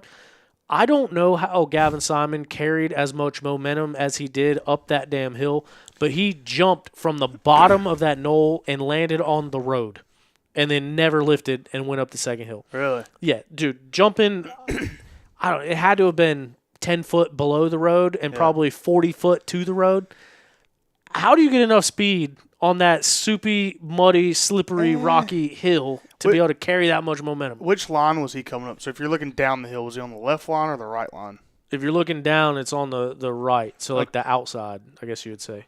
Or because it kind of curves coming up the hill. So he was riding like the grass line out and around and then just hitting that middle part, just go, oh. So, okay, so when you're coming up the hill, is he on the right side with all the water, standing water, or on the lower left line? If you were riding a bike up the hill, he was on the left. Yes. Okay. If you were looking down the hill, he was on the right. Okay. So that's the line I took every lap. And what was you trying to get to? WXC. Yeah, there's no chance I can see that when it's on the small screen. I was just trying to get 2 birds stoned at once. That's the line that I took every lap. And obviously, not on that level, but when I came out of that corner, second gear, I was twisted all the way, like as fast as that bike would go in second gear. And there was a bump down there, hit a little water brake, clicked third, full throttle, wide open, and got to the top of the hill. And I was like going way too fast. And before the rock start, I let off and coasted up. So I could definitely see how if you were going straight, you could do it. Yeah, but like if you stayed straight and you had traction, like it was super simple. You could go as fast as you want to up it. Yeah. And I was actually talking to Grant Sunday night about it. And Davis? No, Baylor. Baylor. He said he actually fell on the bottom side. I was like, dude, I've never seen somebody like y'all have so much struggles on that PowerPoint. He was like, dude, it was, for some reason this year it was super hard. And he said, hell, I fell on the bottom part. And I said, we kind of laughed about it. I said, what line were you taking? Just curious. He said the upper line. And I said, next year try the bottom line. Yeah. He was like, he looked at me kind of funny, and I said, dude, I'm not you. I said, but I went up the hill, no problem, like third gear as fast as my bike would go, and like stayed straight as an arrow. You know, okay. So, yeah, I could definitely see and there's some rocks there now that like you could get a lip off of. Yeah. Yeah. But to do it in the middle of a race, like 3-hour race, is nuts. It's all damn 1975 Yamaha, or whatever it was. Yeah, I pointed that out to you. I was like, hey, you might want to get this. So, yeah, I saw him in Howard's Hole, too. So I saw it on your video. Yeah, he went out and around, so I didn't get him going through the hole. But, yeah, he damn putted right up. And then the second part of the hill, there was, bikes all over the place, and he just kind of weaved right in them and kept on going. That one dude had just dropped his bike. He looked back at that thing, did a double take. He's like, what the hell is happening? Your heart's getting revved. That's what was happening in that moment right there. Shout out to that dude. He commented on the YouTube video and he was kind of talking about it. That's how I found out it was a 75. Yeah. But I guess he's racing that thing. Hell yeah. Our WXC class kicked off the morning. Corey Steed taking the win. This one keeps getting more and more interesting between who is going to win this XC or WXC championship. They all keep trading places back and forth. But even when they trade wins, it seems like Brandy's always in second. So I think without breaking out the pen and pencil or pencil and paper, I believe that Brandy Richards still has the advantage when you look at dropped rounds as far as the points lead is concerned. But Corey Steed goes out there, obviously got that big number 1 plate on her bike. She takes the WXC win in the morning. Brandy Richards in the number 2 spot. And Danielle McDonald would round out the WXC podium. One of the biggest gaps between these girls that we've seen in recent time, and probably the lowest down on the overall that we've seen in some time for the girls. So, dude, and it was long for them. 2:12. Yeah, that's a long race. They got the 12 minutes that the afternoon race didn't. Yeah. So yeah, Corey Steed, 2:12. Brandy Richards, 2:16.25, and Danielle McDonald, 2:24.41. So, yeah. Since we're here, let's take a look at the WXC points. So, yeah. So, when you look at the points, and every time they mentioned Danielle McDonald over the weekend, they talked about points leader Danielle McDonald. Yes, she is the points leader, but you got to keep in mind that the WXC girls get 2 drops. Mm-hmm. 2 drops. So, when you start looking at the drops and calculating them, Brandy Richards has 4 wins on the year. Corey Steed has 2 wins on the year. Danielle McDonald has 3 wins on the year. So when you look at Brandy's rounds, she's got 2 bad ones. She's got a 6th and the 7th. Those get dropped. So without that 6 and 7 included in there, she's got 4 wins, 3 seconds. Mm-hmm. And that is what she is scoring. Danielle McDonald would drop 2/3. So then she's got 3 wins, 2 seconds, and 3/3. 2/3. And then Corey Steed, you look at her drop, she would drop couple 3s as well. So then she goes to her 2 wins, 3 seconds, and 2/3. Yep. So, Danielle might have the slight advantage over Corey, but like I said, without busting out the pencil and paper, Brandy Richards is in control of this thing as we head in with 3 more rounds left to go. I think all 3 of them will be at the ISD this year, if I'm not mistaken. So they'll be battling it out over there as we head into August. So looking forward to seeing that. I guess while we're here, we can go ahead and click that top 20 tab, get an updated look at the overall point standing. This is the top 20. As we mentioned, Jordan Ashburn taking advantage of Liam Draper's bad day. He goes back into the points lead, gets the white plate, 166 points for Jordan Ashburn. In the number 2 spot, Stewart Baylor Jr. has clawed his way back from, I think he was down in 7th or 8th at one point. Yeah, way down. 11 points is now the gap, 154 points to Jordan Ashburn's 166 for Stu Baylor with 3 rounds that count remaining. Liam Draper goes from the number 1 spot to the number 3 spot. He is only 1 point behind Stu. Liam Draper is the only one on this list that hasn't won a race. So can he rebound from this? Can he turn it on? Can he get his first win? Can he take control of this championship? Because he's poised and ready. He's 12 points back. He's 1 point back from Stu. He's had that white plate this year. He just signed a new deal. He's got the confidence. Can we see him put that Yamaha in the middle of the box and kind of put his name in this mix for the championship? Jordan Ashburn, as we mentioned before, he is the only one of those guys that has been there, done that. He's won a championship. Craig DeLong is down there in, the 4th place spot. He's 143 out. But as we keep saying, this thing is far from over. That gap can be made up just as quick as Stu made his gap up. Craig DeLong, Ben Kelly, both of those guys have won championships. Jordan Ashburn has won a championship. So it's Stu Baylor who, at this point, I think you have to consider him the best rider in GNCC history to not win an overall championship. And he's got that legacy. Yeah. He's got that career. He's got that monkey on his back. And now he's got the points lead in sight. 11 points was all it would take for him to get to that points lead. But then you got to maintain it. You got to not have the bad rounds. You got to not have the DNFs. You got to not have the mechanicals. And so we'll see what happens there. And then, like I said, Liam Draper, he's hungry for it. He's an XC2 champion. I think every single one of them was an XC2 champion except for maybe Jordan. I think he's been XC1 before XC2. Nah. Him and Strang. I don't think. Strang was XC1 before there's XC2, but Jordan wasn't. He raced XC2. Oh, did he? Yeah, on Yamahas. So yeah, a lot of talent up there in the mix. Josh Strang, former champion. So yeah, you look at what place is Josh in? 5th, 6th. That looks more than 5, 6. So yeah, 4 of the top 6 have won championships before. Yeah. And 2 are looking for their first, and 1 has been looking for it for quite some time. And yeah, he's been open. He's got 6 national enduro championships. He's been open that he kind of put that on the back burner and focuses his efforts on GNCC. And yeah, it'll be cool to see this thing unfold as we head down the stretch here, the back half of the season. Like I said, 4 more rounds left, only 3 that count. Yeah, it's exciting for sure.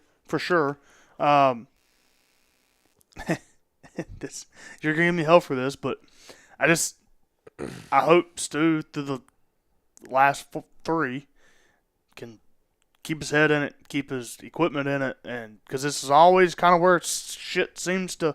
Yeah, I mean it is. He's been in the hunt a lot of times. A lot. I mean, from shock bolts to sucking water on the first lap in Indiana to protested at Buckwheat, cutting the track, protest deal. Yeah, there's always, and there's been more, I know, but those ones stick out. But just got to stay in it. Got to be there at the last round. Yeah. And he's done it once. He's been there at the last round once. And then there's a monsoon. So yeah, throw that one up in the air. But and I think 8 points was the gap or something going into that one. It was winner take all. Yeah. So yeah, I think it was 4. It was winner take all. Yeah. So, yeah, and then it came to the point where neither one of them were close to the lead, and so everyone's doing math, like trying to figure out what the hell is going on. They were way outside top 20. Yeah, I think Ben got like, I think he got like 14th or something that day. Nah, I don't know. We should look it up. But he came back, I think it was decent. Yeah. But it wasn't a win. Nah, way out. And then Stu was standing there in Crocs with socks in the mud to congratulate Ben when he came off the track. Hey. But one thing I did want to point out before you click off of that is if you go back and look at the last 6 years of GNCC racing, Stu has won the most amount of races than anyone. But like you said, he's had those situations with the shock bolts, with the DNFs, with the bikes blowing up, with clutches frying, with getting protested, with wrestling alligators and having to miss the first round of the season. Like handlebar or a gash. Yeah, handlebar to the was that his stomach or his kidney? I think it was like his kidney. No, it was on his area. butt cheek. Yeah. Wasn't it? Something like that. Yeah, it was a big old gash. Yep. But he's had all of these moments that came down to the wire where it was a matter of just a few points there at the end. And it's like you look back on the season and like what could have been if you just scored points at one of those rounds. Like he's got 3 DNFs. If he scores points at one of them, he's got the white plate right now. Yeah. If that Tennessee thing happened the other way, he's down a point. Like there's so many moving things. It's pretty wild to look and see that every time he finishes in the top 5. Yeah. Yeah. And 50% of the time is a win. It's kind of like James Stewart. He's missed the podium one time of his rounds that count. Yep. And Big Buck, I'm pretty sure that's when he was 3rd in XC1, and he just got bounced off the overall podium. Yeah. By Nick DeFeo. Yeah. Yeah, that's what it was. So yeah, this is gonna be normal. But the other thing I wanted to point out is that no champion has won more than 3 races since Caleb Russell. And so now Stu gets his 3rd win of the year. Jordan's sitting at 2 wins on the year. Liam's got 0. Craig DeLong's got 0. Ben Kelly's got 1. Yep. So it's like, dude, there's such interesting dynamics and storylines throughout this thing, and no one will see it because it's on Flow. It's been that way all year with the DNFs. I mean, like Liam's sounds bad. Finally got a DNF in there. You know, Jordan's the only one in the top. Well, Craig. But Craig and Jordan are the only 2 in the top 5 that don't have DNFs. Yeah. It's pretty wild. Or just outside the top 20. Not necessarily DNFs. Yeah, but BK's was a DNF. Yeah. Liam's was a DNF. All 3 of Stu's have been DNFs. Nah, Stu finished at least one of them. Camp Coker, he ran out of gas. No. Yeah. Ran out of gas at Camp Coker. Florida. Maybe it was Florida that he finished? Kentucky, he broke on the first lap. In the lead. Leading. Camp Coker was leading. DNF. Yeah. I don't remember what happened in Florida. I don't either. It feels like it's been 3 seasons ago. No, it was 195th overall. Zoom in on that a little bit. Maybe it was Camp Coker he finished and finished 52nd. Yeah. Yeah. That's crazy, dude. They were saying, so Jade came by and whispered to Stu when I was sitting there at the finish line with the camera. She whispered something to him, and he kind of looked at her weird. And I went up to her after, like after Stu said something to the camera or whatever. I went up to Jade and I said, hey, I couldn't hear what was going on. And a lot of times I can't hear when I'm editing this. Like, did you say something bad? Like, do I need to cut that out or what? She says, what are you talking about? I said, well, you walked up to him and whispered something. Like, is that... Do I need to cut that out of the video? And she was like, oh, no, I just told him he's 9 points down. I said, 9 points down from what? And she said, from the points lead. That's what they said on the broadcast. I said, what? What do you mean? Yeah. Just because, like, we've talked about it all year. And it's like, the races that he's finished, he's made it count. Because, like I said, every one of them has been on the podium except for one, and then 3 DNFs. And so I don't know if they calculated it wrong on the broadcast, or sometimes when I look at, like, when we're reading results, I'm trying to figure out gaps. Like, if it's 1 off from 10, so I have a hard time knowing if it's 9 or 11. Should be 12, right? What? He's 12 back. 11. Isn't he? Well, 10 would be 156. Oh, yeah. 155 would be 11. Oh, so I've been wrong this whole time. 154 would be 12.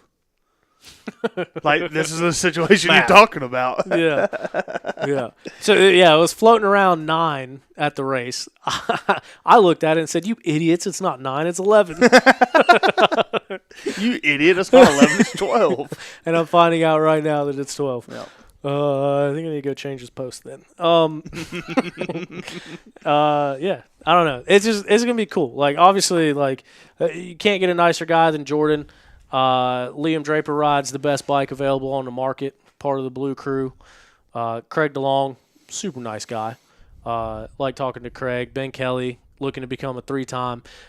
There's so many storylines and so many guys to root for. Obviously, Stu, I work close with him, so being a part of the team, obviously you want to see him do well. But, yeah, I mean, I guess what I'm getting at is that I know we did a lot on Stu this week, and it's just because of kind of the situation that he's put himself in and dug himself back out of, and finally getting his first win in 17 starts at Snowshoe. So, obviously, you got to talk about that. But when you look at it, as a fan of this sport, I'm just so excited to see how this thing turns out. There's a good storyline with any of those guys that are in the mix to do it. And I think we're going to see some knockdown, drag-out fights. And the other thing that I was thinking about is when we come back from summer break, we got Johnny Gerard coming back. Isn't there somebody else? Cody, I think, was planning on it, but I think he's he'll be out till 27. I actually had a long talk with Cody Sunday afternoon after the race. It's pretty cool to see him up there. Good spirits. He said, "Yeah, getting back up here is tough, but it's it's nice to see the family, the racing family." Dude, I probably talked to Cody Barnes for an hour and a half. Yeah, on Saturday. Yeah. And he, like, walked me through everything about his neck, about his injury. He was showing me pictures, pulling it up. Yeah. And, like, at the end of that conversation, because he's just such a cool dude. And, like, I relate to him on a lot of stuff. And we always have good conversations. And that was the first time I'd seen him since Kentucky. So I told him, it's like, dude, when I reached out or, like, when I was asking about it, it's like, that wasn't media guy. That was, like, me as a buddy, like, just making sure you're okay. So we didn't get in that much depth with pictures and all that, but talked on the same thing, like people reaching out. Obviously, he appreciates it. He said, and then you get, like, anyway. I was like, dude, I kind of related to when Dad passed and everything. Everybody reaching out. Then it's like It's like at some point you don't want to talk about it no more. You just Yeah. quit responding. Yeah. And he was like, yeah. I was like, yeah, I get it, but from a different, Yeah. completely different, life event. He said, but, actually, and I told him, I was like, dude, you want to get on the show and talk about it? I was like, I'll talk to Tyler. Well, glad to have you on. He said, yeah, that'd be pretty cool. So Yeah. and I was like, dude, like, just throwing that out there. Yeah. But no, no, I no love that pressure. because we had him on right before it. Yeah. But then, yeah, it's kind of like what you were saying, like at the end, and I was there a while, like it was a long conversation, and we probably talked for 10, 15 minutes, maybe 20. yeah, And it's most I've ever talked to him. yeah. So Yeah, then at the end of it, and I was like, dude, I gotta say, like it came up somehow, and I was like, dude, I just gotta say, like, I really appreciate you taking the time and telling me and explaining it to me, because I was like, I know you've told this story 1,000 times. yeah, So it's like I know you're tired of telling this story, so Yeah. for you to take time out and kind of walk me through it, I really appreciate it. yeah, But then it was cool to see him there, cool to see him in good spirits. Yep. And the other thing I told him too, it's like, because when I was asking like Cameron Strang at Kentucky, and I didn't see Jade again after that. Well, I Yeah. saw Jade one time and she was crying and talking Yeah. to Cam, and I was like, now's not the time. No. But then like asking Strang, asking Denny, like it was out of concern because he's airlifted. yeah, Everyone at first was saying it was femur. yeah, I was like, that sucks, but yeah, femurs happen. yeah, But then I started hearing it was his neck, yeah, and that's when I got scared. And then, of course, people start spitballing and adding their own stories to that. So it's like, dude, when I'm asking, like, it's tough in a situation like this because I feel like a lot of people think, oh, you're asking that so you can go on OTP and share his business. And it's like I told him, it's like, dude, I never, even once I found out what was going on, we didn't mention it until he posted something. never said what No. I never even said what the injury was Yeah. on the show until after he posted it and put it out. So yeah, to see the level of stuff that went into it behind the scenes throughout the whole thing is Gnarly. Yeah. So I think he said he's got 1 month left in his neck brace, and then starts PT, gets that thing moving. We talked a little bit about that. Like he said, around the house and stuff, he's okay with that. Because I asked him, I was like, "Do you guys sleep with that thing on?" He's like, "Nah, around the house I'm, okay, as long as I'm not up a lot." Yeah. So, yeah, he was there helping out. Seen a pit video for Josh when they changed the tire. Grabbed the goggles. You know, Yeah. obviously he can't lift nothing, but Yeah. goggles he can handle goggles. Yeah. So pretty cool. Yeah. Cool to see him out there, and his wife Jade out there as well. So But yeah, and back to what you were saying, like he's one that we thought maybe was coming back potentially. I think he originally said he wanted to. yeah. Based off of my conversation with him, I don't think that. No, not that. That's kind of what I was saying. Is like he's looking at 27. And yeah, I'd even go one step farther to say I hope we don't see Cody Barnes back this year. As like I told him, you got one neck and you're out of the points. There's no point in rushing it back. And the great part is he said that Josh and California Beta, everyone is 100% on board. Yeah. And he signed through next year, and like no stress, no worries. Take Yep. your time, heal, come back strong, Yep. which is great. So, but back to it, we got who? Gerard. So yeah, that's what I was gonna say. So Gerard and Nick DeFeo was the other one I was thinking. Yep. Because both of those dudes can have won races, Yeah. can win races, and absolutely get on the overall podium. Well, and then also like hopefully a fully healthy Ben Kelly, healthy Caleb Russell, healthy Mike Wachowski. Yeah. Wachowski. Did you see that stump bite up or jump up Dude. and bite Caleb's hand like that? Dude. And that's the funnest section of the track, I think. That thing was blind, buried in the didn't- mud, and just popped up on him. I didn't see it. I thought he hit the tree. And I read some comments. Yeah, I read his comment. Yeah. Yeah. And then I went back and watched, and I was like, that's shit. That thing Luck. jumped up and bit him. Yeah. Did that break some fingers, break some hands? Did you see anything about that? I didn't see anything about an injury update. No, I think he said on the broadcast that he thought he had broke his hand. Went and got an X-ray, didn't show anything, and then it like started to feel better. But I think that X-ray machine at the track's been known to be a little off sometimes. It's good, right, to have it there, but fingers, small bones, small breaks. Yeah. Probably go get a real X-ray and check it out. But Yeah. Yeah. Got personal experience with that, but absolutely appreciate everything Dr. Tanner does and SOS, and it is nice to have that thing there for situation, or just have him there, like for situations like Cody Barnes in Kentucky. You think he did the stitches in that girl's head from Howard's Hole? I don't know. Yeah. I didn't even think about that. Yeah. But dude, the kind of book of business that he's built through racing and like the stuff he does outside of the track and the stuff that he does for riders is amazing. He's doing a lot for sure. Yeah. He's been one that I've talked about getting on the show several times, just hasn't worked out for whatever reason. The SOS safety on site thing was pretty much formed off of this podcast. Like when you look at their origin story, it was Stu coming on here talking about safety and Stu being friends with Dr. Tanner and kind of jump-started this whole thing. But it is cool to see what it's grown into, and hopefully it gets a little bit more funding. And I think it is definitely an asset to have at the track for situations like that. There's another comment on here that says KR's comments on the live broadcast about Stu's lines. I heard was about that. Was that you or was that Craig? What do you mean? In the notes. Oh, we're talking about. I thought you meant the live chat.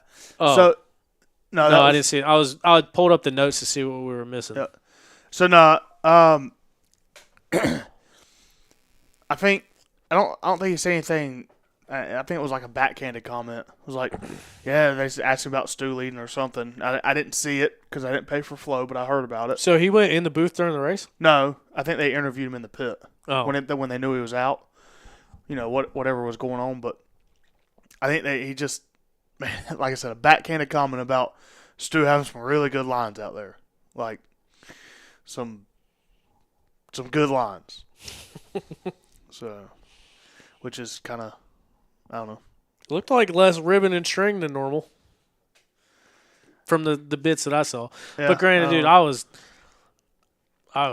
not having it. So mixed in some amateur footage in the video this week because I just couldn't get to as many spots as normal. I did hear a rumor, or somebody told me that they had heard that. Probably gonna get mad at me for saying this, but that when Stu pedals the track, he's been wearing a GoPro or a camera, and then going back and like watching it again. I don't know. Yeah, is there a rule against that? I don't think so. So like, I'm not saying he's doing anything wrong. I'm just saying. I don't know if there's a rule. I do. The one thing I can say that I do know for a fact is that he has lost all of our Instant 360 cameras. So I don't know how he would have a camera to do it at Snowshoe. Yeah, but that's what somebody had said. So I don't know. I don't think there's anything against it. I mean, I think it's pretty clever, but you know, because I know like the KTM guys used to send guys out in the morning race with GoPros on and would come back. They'd toss them on the first lap. They'd watch them. That's a good idea. Yeah, that's why. I mean, going back to like, I don't see why more of these teams don't hire WXC riders or hire amateur riders for that reason, to scope out the track, get up-to-date conditions, see where the lines are developing, and get a better feel on it. Yeah. Thad, I think, will be back after summer break. Oh, yeah. Maybe JoJo. Yeah. I was wondering what they were saying. I was trying to read back in the comments. Where? Oh. Yeah, they just said JoJo and Thad. Tosh.0 said JoJo and Thad. I didn't even see that on there. I saw Paul Alley's last comment about JoJo and made me think of Thad because they're on the same team. Do y'all ever think we'll see KR back on a KTM? I don't think so. Hopefully not. Yeah, I don't think so. He's Blue Crew, at least for the next 3 years. 3.5 years. No, I don't know. Interesting rumors going around the pits. All right. We got 15 minutes. What happens in 15 minutes? Thought Tom was scouting Sunday because he didn't like he was riding for fun every time he went by. Was scouting Sunday. No, Kevin, I did not. A lot of people see you on the track think you weren't having a good time. He was mad at his mom. Don't worry about it. No, it wasn't even that. I did not have a good time. I struggled up there. We talked about it at the beginning of the show. I'm just not good. I did have a lot of people stop me and comment about the Century. Oh, really? Yeah. Like cool. on Saturday of the Fuller race, standing there by the hill, rode my bike off. He said, "You going to pedal 100?" I was like, "What? No, no. I'm good for a while." Somebody else said something. Mac Faint said something on the golf course. He's like, "I'm so effing proud of you. He's like, "I'm so badass, dude." Yeah. And he said something. Toth called me a cyclist now. I was like, "Nah, I am not." Ryder and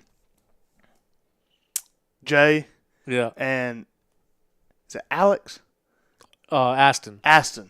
They all said something to me on the starting line. I was like, "Man, thank y'all." Yeah. I was like, "But no, I'm not doing it again anytime soon." That's cool. But yeah, no, I had a lot of people comment about it. So that was pretty cool. Yeah. On the pedals. Yep. On the pedals there, and then on the plane we usually get into. That is why Craig's not here tonight. He got caught up in bad weather. He was on the plane, literally. He was down flying around in Florida today. Had some trouble getting back, and yeah, that's why he's not here. But it is cool. It is cool. I'm glad that happened. Like people come up and with everything's been going like just it is pretty chat. cool. That's a cool thing. I'm happy for that, and it is. I got to the point where I started doing these shows, just kind of throwing them out there. Like I don't edit them, I don't change them. We record it, throw it out there. Obviously, the last 2 years, you and Craig have been regular on the program, so it's cool to kind of see. Like I get in that habit of like throwing them out there, and like no one's listening to this. Yeah. But then you start hearing all the feedback and hearing your stories and hearing stuff going on, and like get invested in stuff outside of racing, like invested in personalities and stuff going on. So it is pretty cool. It is it's a neat feeling. Also heard I was warned by several people that there were some people that were very upset with me about things that we talk about on this show. Like what? The ISDE team? I think that was part of it. But nothing was ever said to me. What else? I'm curious. What do you mean? I don't know. Nobody ever says anything to me about bad things. No one says anything to me about good or bad things. I get OTP in the woods and T-Shep in the woods and love the show and listen to every episode. Yeah. But I want someone to come up and be like, dude, what you said was completely wrong, and here's why. Yeah. Like, if you think I'm wrong or you think I'm a big buffoon and I don't know what I'm talking about, come tell me. Let's talk about it. I'd love to talk about it. Yeah. But it's always a game of telephone of someone else. Oh, so-and-so said this and so-and-so said that. Fred Andrews, I'll still give him credit to this day. Fred Andrews is the only one that has come up and called me out, and he beelined to me in the middle of pro row and let me have it. Yeah. And I told him why he was wrong. But when was that? That was a while back. That was Iron Man 20 Strang's last ride on a Kawasaki. Yeah. 23? Yeah. Yeah, that was fun. Yeah. Had the best shirt on the mountain Sunday. Did you see that?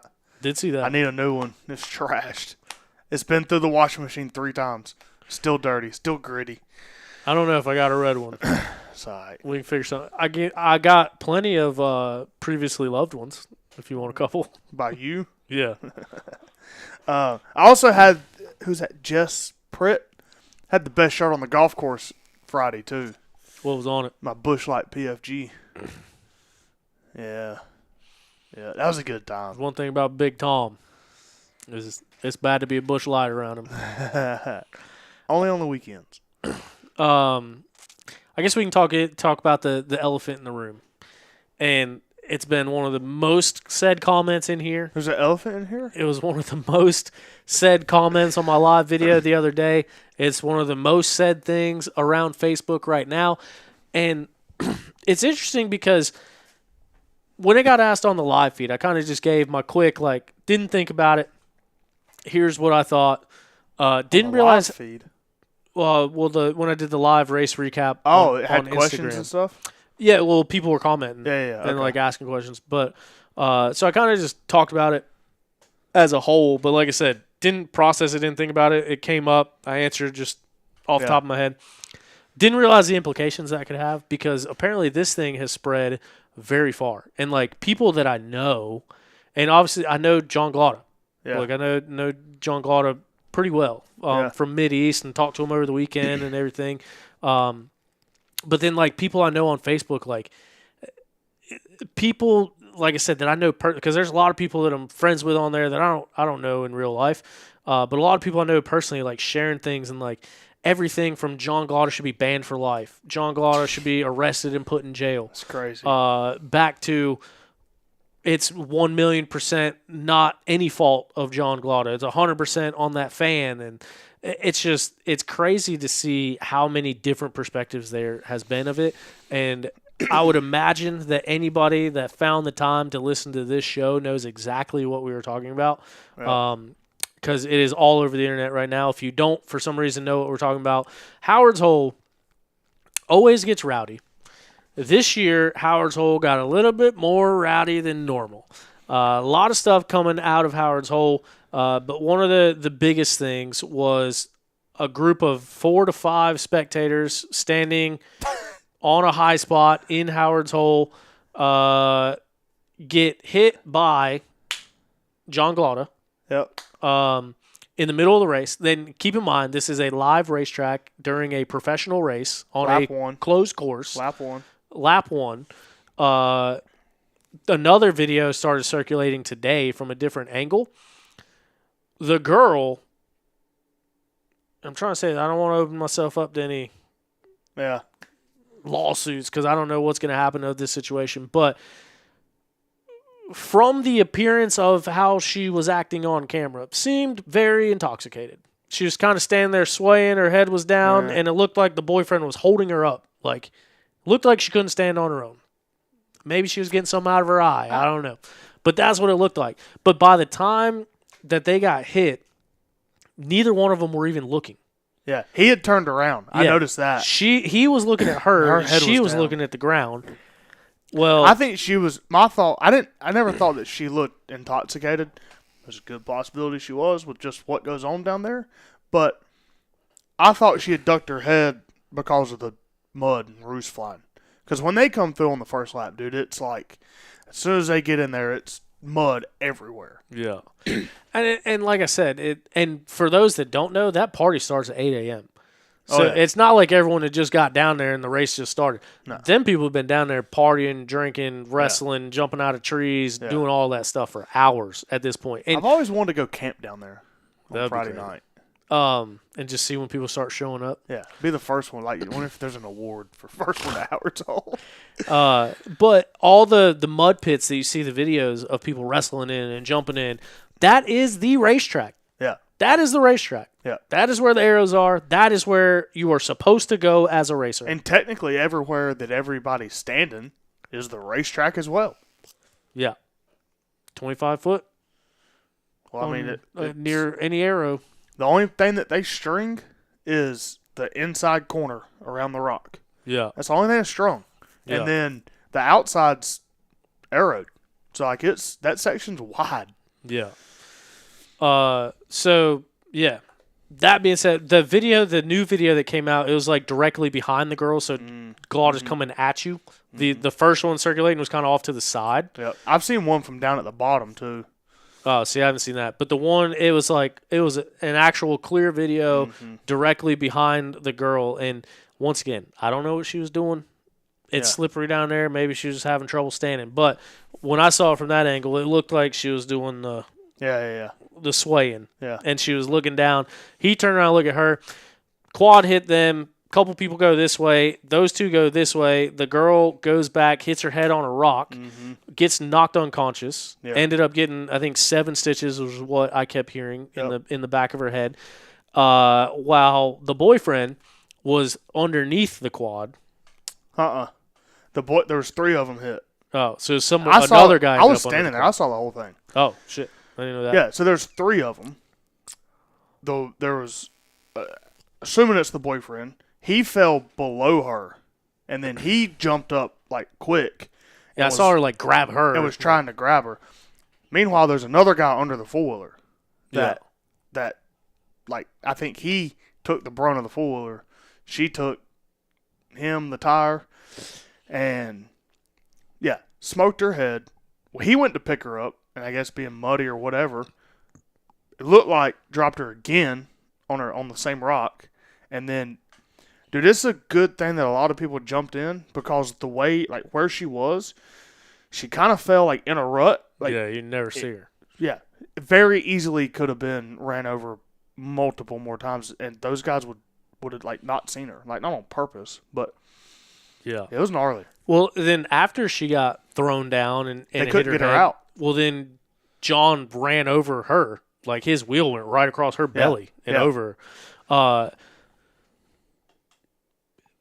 The only, I don't want to say the only part, the biggest part of this situation was when it appeared that John Glada tried to continue going about his race while on top of a person. And in that situation, you don't know how many people are standing there. No. You see these people that obviously got hit, that are obviously in the ground. You see them. You know that they're over there. Yeah. This was a rock in between other rocks. So I haven't talked to John. I intentionally didn't talk to John. It's not my place to get involved in this thing other than just kind of explaining what happened. But it's Howard's Hole, dude. Everything is muddy. Everything is rocky.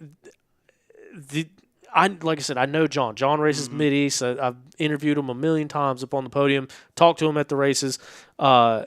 I can only assume that he did not know there was a person still under there. Because how would you see it? How would you see a person? Because that guy was fully under there. Yeah. How you see? I would think that you were high centered on a rock. Yeah. And you got a rocket to get it off. Like I don't know if he knew that there was a guy under there. Well, you also got to think that like going down into there, he's probably already covered, like goggles completely covered, and it's. There, I saw one of the other Fuller guys make a Facebook post. I can't remember who it was. But he was like, he made a post about it. One thing T-Cell was like, or maybe it was a comment. I think it was a post. Say what you're saying. I think I saw the same one. Yeah, but I think what I'm about to say is it might have been a comment. It's like, somebody said that he was there and had revved up and told him to move, and they wasn't paying attention. They didn't move, and then that's when he went. You know, I don't know. Oh. It all happened really quick because the two guys, I think he was third. The two guys in front got stuck, and then he, from what I saw, just turned left and went. Yeah, so I saw another post by a quad rider that said, if you have never ridden a quad in XC1 down through Howard's Hole, then shut the F up. Yeah, basically. That's what I thought you were getting at. But, yeah, I mean, so I guess my interpretation of the situation is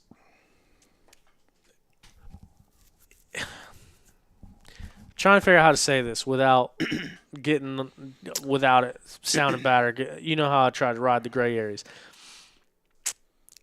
I think there's three parties. I think there's the person that got hit, there's the rider, and there's the promoter. I would say that the majority of the blame is not on the rider or the spectator. I mean, simple as that. Like it is down there is absolutely wild. It's the Wild West. There's no control. There's no regulation. Yeah. There's underage kids shotgunning bottles of liquor. Yeah. There's fights. There's all sorts of stuff, and it happens every year. And I posted a video of it one time, and I was immediately texted and asked to take my video down. Yeah. And I did, because of that. But at the same time, I said in that situation, my video isn't the bad part. Yeah. Allowing that to happen, to get videos of, is the bad part. Well, and there's law enforcement down there, but the only time that I've seen them intervene is a fight, fireworks, smoking weed, or unconscious people, or highly intoxicated unconscious people. I've seen a handful of people get carried out of there just limp, hammered, and that's what I've seen them draw the line. I've never seen anybody, which obviously you can't see it. I'm sure it's happened, but underage drinking, I've never seen anybody get in trouble for that. Mm-mm. But I'm sure they're looking for it, and I'm sure it does happen, right? Oh, that's loud. Sorry. And I get from what I was saying, dude, it's a double-edged sword because do I want Howard's Hole to get shut down? No. Do I want big metal fences put around Howard's Hole like it is at Iron Man Hill? No. I don't think and they before could. It's been a problem with like rowdiness and partying, but not. I mean, people get run over every year, but never to this extent and this public. Yeah. A lot more cameras these days. So I don't. By saying I don't know. I don't know. I hate presenting a problem without having a solution. And that's what I'm doing in this situation because I don't know what the solution is. I don't know how you regulate it. I don't know how you keep people near Howard's Hole but off of the track. But that area, like we talked about, it's so big and open. It's not one line through there. Like the beauty of GNCC racing is that it's the only motorsport in the world where if you want to pat the overall leader on the back as he comes by, you can. Yeah. You can stand down there and I mean you can get yourself in the way. You can change the result of a race. Yep. And that is a really cool and unique part about GNCC, and the mud fleas is what makes GNCC GNCC. And they say it on every start of every race. Yeah. Due to the nature of GNCC racing, there are no fence barriers around the course. Yeah. It is your responsibility to essentially stay vigilant, stay aware, don't turn your back to oncoming racers, stay off the track. Yeah. It's before every race. Yeah. So when it comes down to it, I guess my stance on the situation is that I think I would be more on John's side because he got 5th place on the day. Like he's racing. DQ'd. We didn't even mention that. You got DQ'd. Get into that. So he was in contention. Like I'm not saying he's going to go out there and win, but top 5 is top 5. Day. Yeah. And you're racing. These guys get podium bonuses. They get salaries. Their results directly affect what deals they get next year. And when it comes down to that, you are on a race course. Like those guys probably rode bikes down there. They picked out their lines. They knew where they were going. The place in Howard's Hole, the thing about Howard's Hole is if you pick out a line and someone's in it and you go one line over, you're screwed. You could be buried to your seat. Your day could be done. Yeah. So it's like these guys scout these lines. They know where they're going. And when they go down there and there's people standing in the middle of the racetrack, like I don't know what professional in that situation. Like I don't know what's the solution. If there's people standing in the track in your way, what do you do? Yeah.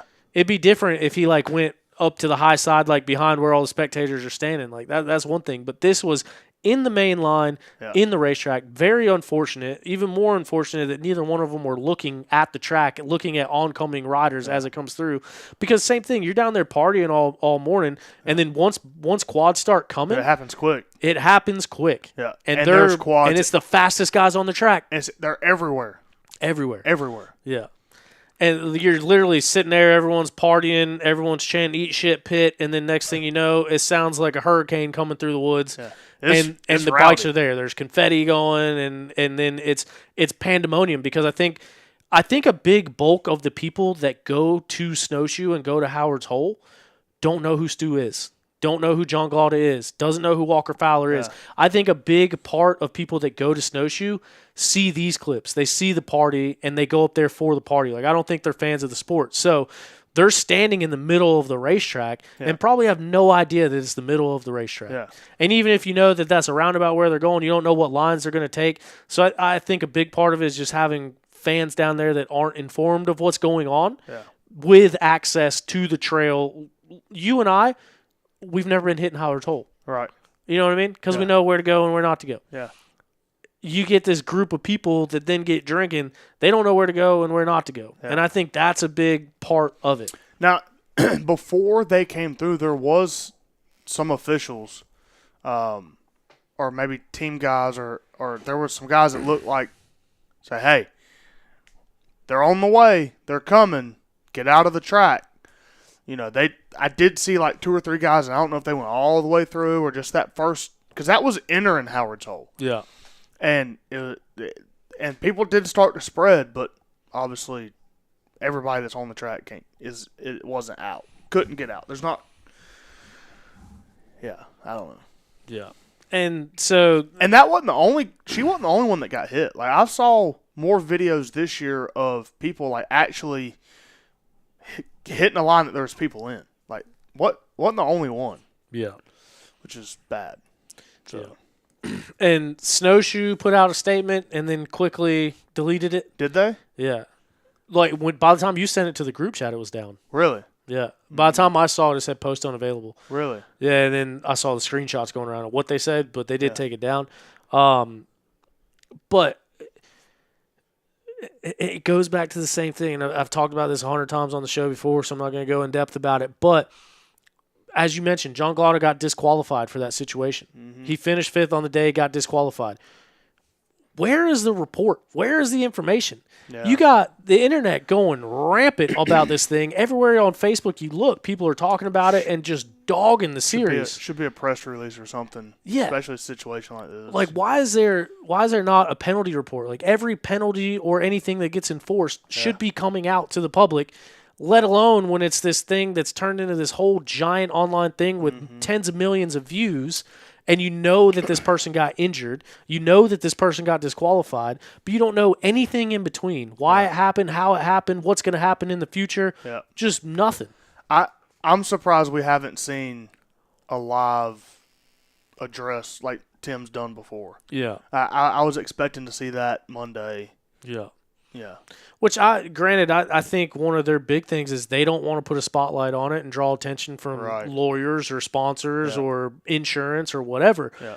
But it's out there. Yeah. Everyone's seeing it at this point. So I think the best thing you do is kind of get in front of it and explain what happened and what you're going to do to prevent this from happening, or however you want to phrase it. But it's when they're taking it out and disqualifying someone over it. I feel like something needs to be said. Philip Pritt says maybe they're going to put it on Flow Racing to get it out to the masses. That one got me. So yeah, that's where I stand on it. It's, once again, I don't want Howard's Hole to be taken away. I don't want it to be like motocross. Like, I don't want to show up to a GNCC and there's stands at the finish line and that's the only place you can go. Like I said, that is what makes GNCC unique, is having people out in the woods. Yeah. But this situation, I feel like, got out of hand. It looks really bad on camera. Because same thing, people that don't know the sport see that, and then they're the ones saying, that was malicious, you need to arrest this guy, blah, blah, blah. Yeah. So it's not a good look, but it... Well, here's the bad part about it, is there is no way to fix it. The only way to fix it is to not run Howard's Hole. Plain and simple. Then people will be hiking out to the Meltdown Hill and have a better chance of finding it than me. Yeah. They'll find a new spot. There will be a new spot. This spot might be the damn PowerPoint Hill Climb. Yeah. You know what I mean? There's a lot of people on it this weekend. Yeah. Saw people get hit on it too. Complete accidents, like looping out a bike. I got hit. Yeah. This one fella on the hill saved my life. Did he? Thank you for him. Dude, I was looking through the camera, and a guy went up behind me, and I guess caught a rock and 90-degree turned and was coming right at me, and the dude in front of me grabbed me and, like, yanked me forward. Nice. So, yeah, that dude, shout out. Like a video of saving a baby. Yeah, it would have been another broken leg probably. But we've seen it already happen, right? Look at Ironman Hill. And Big Buck Hill being taken away. Big Buck Hill's gone. Like, I mean, Big Buck Creek Jump. It's still there. Big Buck Hill's still there, but don't run it. Haven't ran it in 2 years. So something's going to happen, and I don't think that there's a way to take fence down there, and fence it off. And good luck keeping. I mean, that's thousands of people down there, dude. That's not a few people. That's thousands of people down there. Yeah, keeping them behind the fence. The fence would be in the track, like laid over in the track. Yeah. Now, that being said, it would be pretty wild to see the pros go through there with no people. You can see that on Sunday. Yeah. But full of pros. Yeah. Because there are a lot of people in there that get them boys through. Yeah. And to be honest, I don't know that they can make it through without help. To be completely honest with you. The quads? Yeah. I think I Definitely not when you start getting back to the amateurs. right. And that's why they don't send the morning race through there, because they can't get through it. And yeah, I don't know. Like, I went through it on a bike, no problem. Didn't get stuck once. So I don't know. It sucks that it happened. I feel bad for that girl, and the other two people that got run over. Like, it's a shit situation. Yeah. I don't think. Did we hear any injuries from the guy that was under? No, he under got the up. quad? He was fine. But yeah, T's and P's with the girl first and foremost. Yeah. And I think it seemed like a dad or something, but someone posted in the GNCC group like, hey, a young girl named Alyssa or whatever her name was got hurt. Does anybody have an update?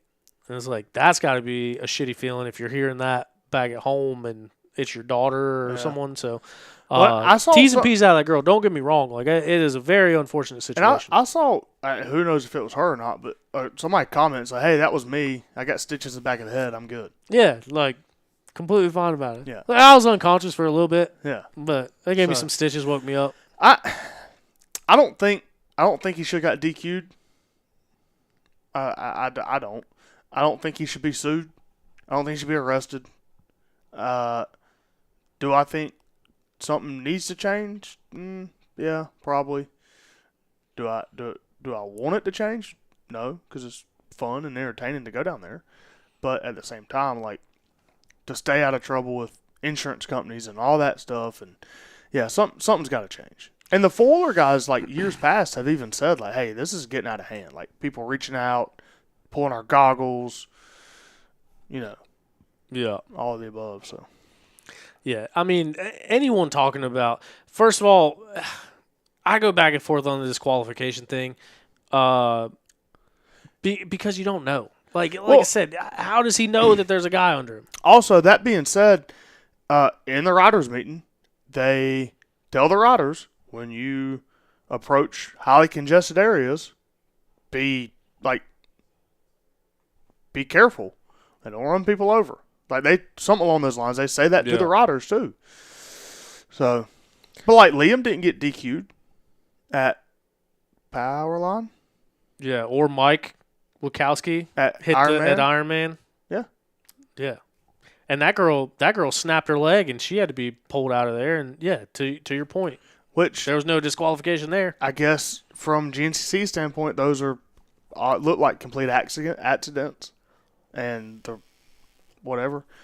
I think the issue is, or the narrative is, that John turned and made the decision, hey, there's people, I'm running them over. Whether that's what he did or not, whether he told him to get out of the way or not, we don't know that because there's no report. Yeah. And John hadn't posted anything either. Yeah. Yeah, that's what I mean. It shouldn't be left up to speculation. Like, this should be a situation where it's put out just like the Tennessee situation. Like, I don't know.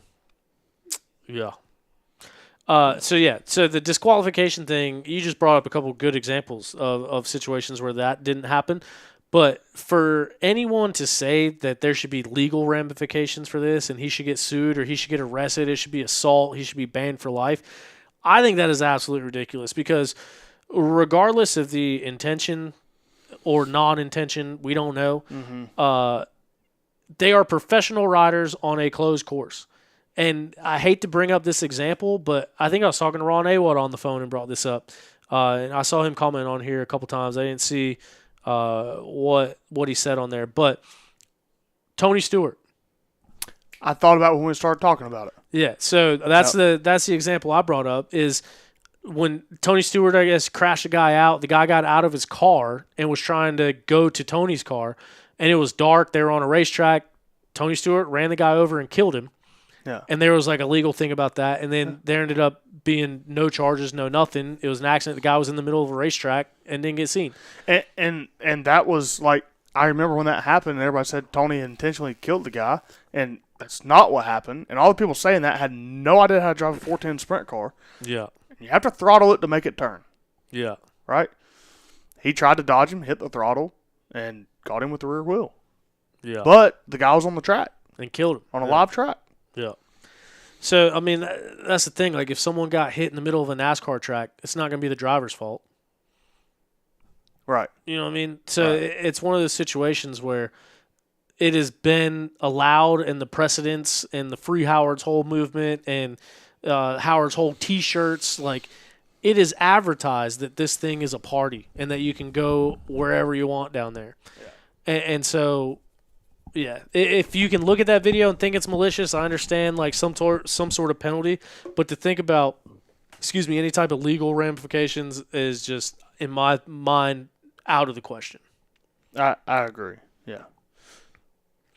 The other part, the guy on the start that came up over the hill from the start and kind of lost control and went off through the banners into the crowd, that was scary as hell. Yeah. I didn't see if anybody got injured or if there was any injuries from that, but if you didn't see that video, the guy kind of gets the huckbuck, feet go up like Superman, and then he loses control, can't get to the brakes, and keeps going straight ahead, moving pretty quick, straight through a banner where a crowd of people was standing. That's a freak accident, but it goes to show you how quickly stuff can happen. And if you're a spectator at one of these races, you got to be looking. Yeah. You got to be watching, especially if you're going to stand in the middle of the racetrack. Yeah, for sure. So, whew. All right. So we got over 100 concurrents up here. It's been flexing and going back and forth. So no telling who's out there listening to this live. No telling what stuff I'm going to get on the back end. Probably nothing. Probably they're going to tell somebody else to tell me. But yeah, I don't know. It's a tough situation. And every time one of these things come up on the show, like obviously it's the news. It's everywhere you look on Facebook. We got to address it. So don't mean anything bad by it. Don't mean to point fingers or to do any of that. Kind of just talking about the situation, giving our opinion. This is a conversation that we'd be having regardless. There just happens to be a couple cameras and microphones in here. Huh. What else we got from the weekend? Or is there any comments worth notating? This has to be the most comments that we've gotten. Situation on the start has happened in years past. They don't seem to do anything to fix that. Yeah. I don't know. It's the first time I've seen like that happen that bad. I don't know. I don't know what you do. I don't know. I don't know either. I was going to say, I hate presenting a problem without a solution, but I don't know about this one. The solution's obvious. And don't be surprised next year when there's no Howard's Hole. Yeah, but imagine how that would affect attendance. Oh, then massively. They wouldn't be able to get live entertainment without the extra money coming in. Massively. It yeah. I don't know. Can't wait to go back and watch it in a week or so. You know what I think they need to do? And I said this walking into Howard's Hole. They need to turn it around and run up the hill that they come down into. You ever walk down that thing? I've ridden down it. Have you? It's gnarly. Yeah. What would that solve, though? Or just them getting up that hill? Just more chaos. Yeah. Which probably won't happen now. But they used to run it the other way when they ran the Silver Creek side. Yeah, that used to be the big side. Yeah. That of the was mountain. The Now it's the small side. Gnarly side, too. So I think that's what they're going to do is get both sides back. Yeah.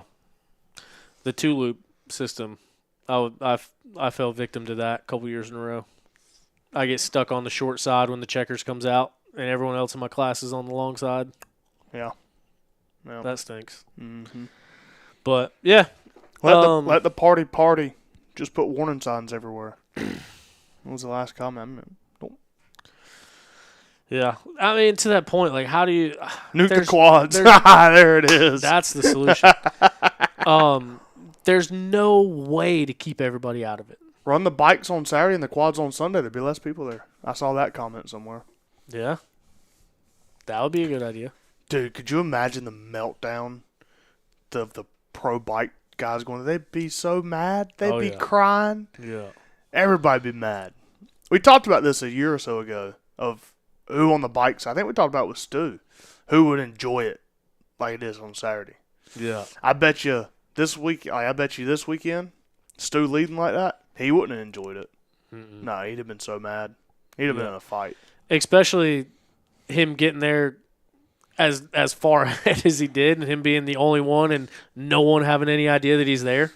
Yeah. At least when the quads come through, they're like roller coaster ride, like nose to tail, and like I said, it's a roar coming through the woods on the way down that hill into Howard's Hole. Yeah. But I mean, also too, like at what point does GNCC get big enough to where there's a separate pro and A race? Like take the pro classes, 4-stroke A, 250A, and open A, and run them in their own race. It'd be a smaller number, but think of how many times do we hear post-race interviews of, I was out in front, but a lapper got in my way, and, the lappers were tough today, and, I couldn't get around a lapper. Like, imagine, they're professionals. There's not C-class riders out there with Jet Lawrence and Danger Boy. You know what I mean? Yeah. And especially when you're talking about the broadcast rights and you're doing all this, like, you're showing 80% of amateurs that no one knows, and then a little bit of the pro riders that you're showcasing with the live feed that people are paying for. So at one point, is it feasible to make a pro-only race and run just the pros through it and let the pros battle each other and not the traffic? Yeah. I think it'd have to get a lot bigger. Because there's not many people in the afternoon race, and then if you took out, there wasn't a lot. If you take the 3 A rows out, what do you got? Maybe 100 riders in the afternoon race. But you're saying run the A classes and the pro classes together. Yeah. Run the B classes in the morning. Yeah. I don't think there's enough room in the morning race to do that. Put the women in the afternoon race. Well, do the amended schedule like normal. Run the youth bikes on Saturday and have 2 morning races. And then run the pro women with the afternoon guys? Yeah, why not?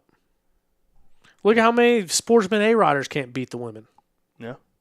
I know a bunch beat them this weekend. There's not going to be a whole lot of B riders. I mean, it'll be good racing. I don't know.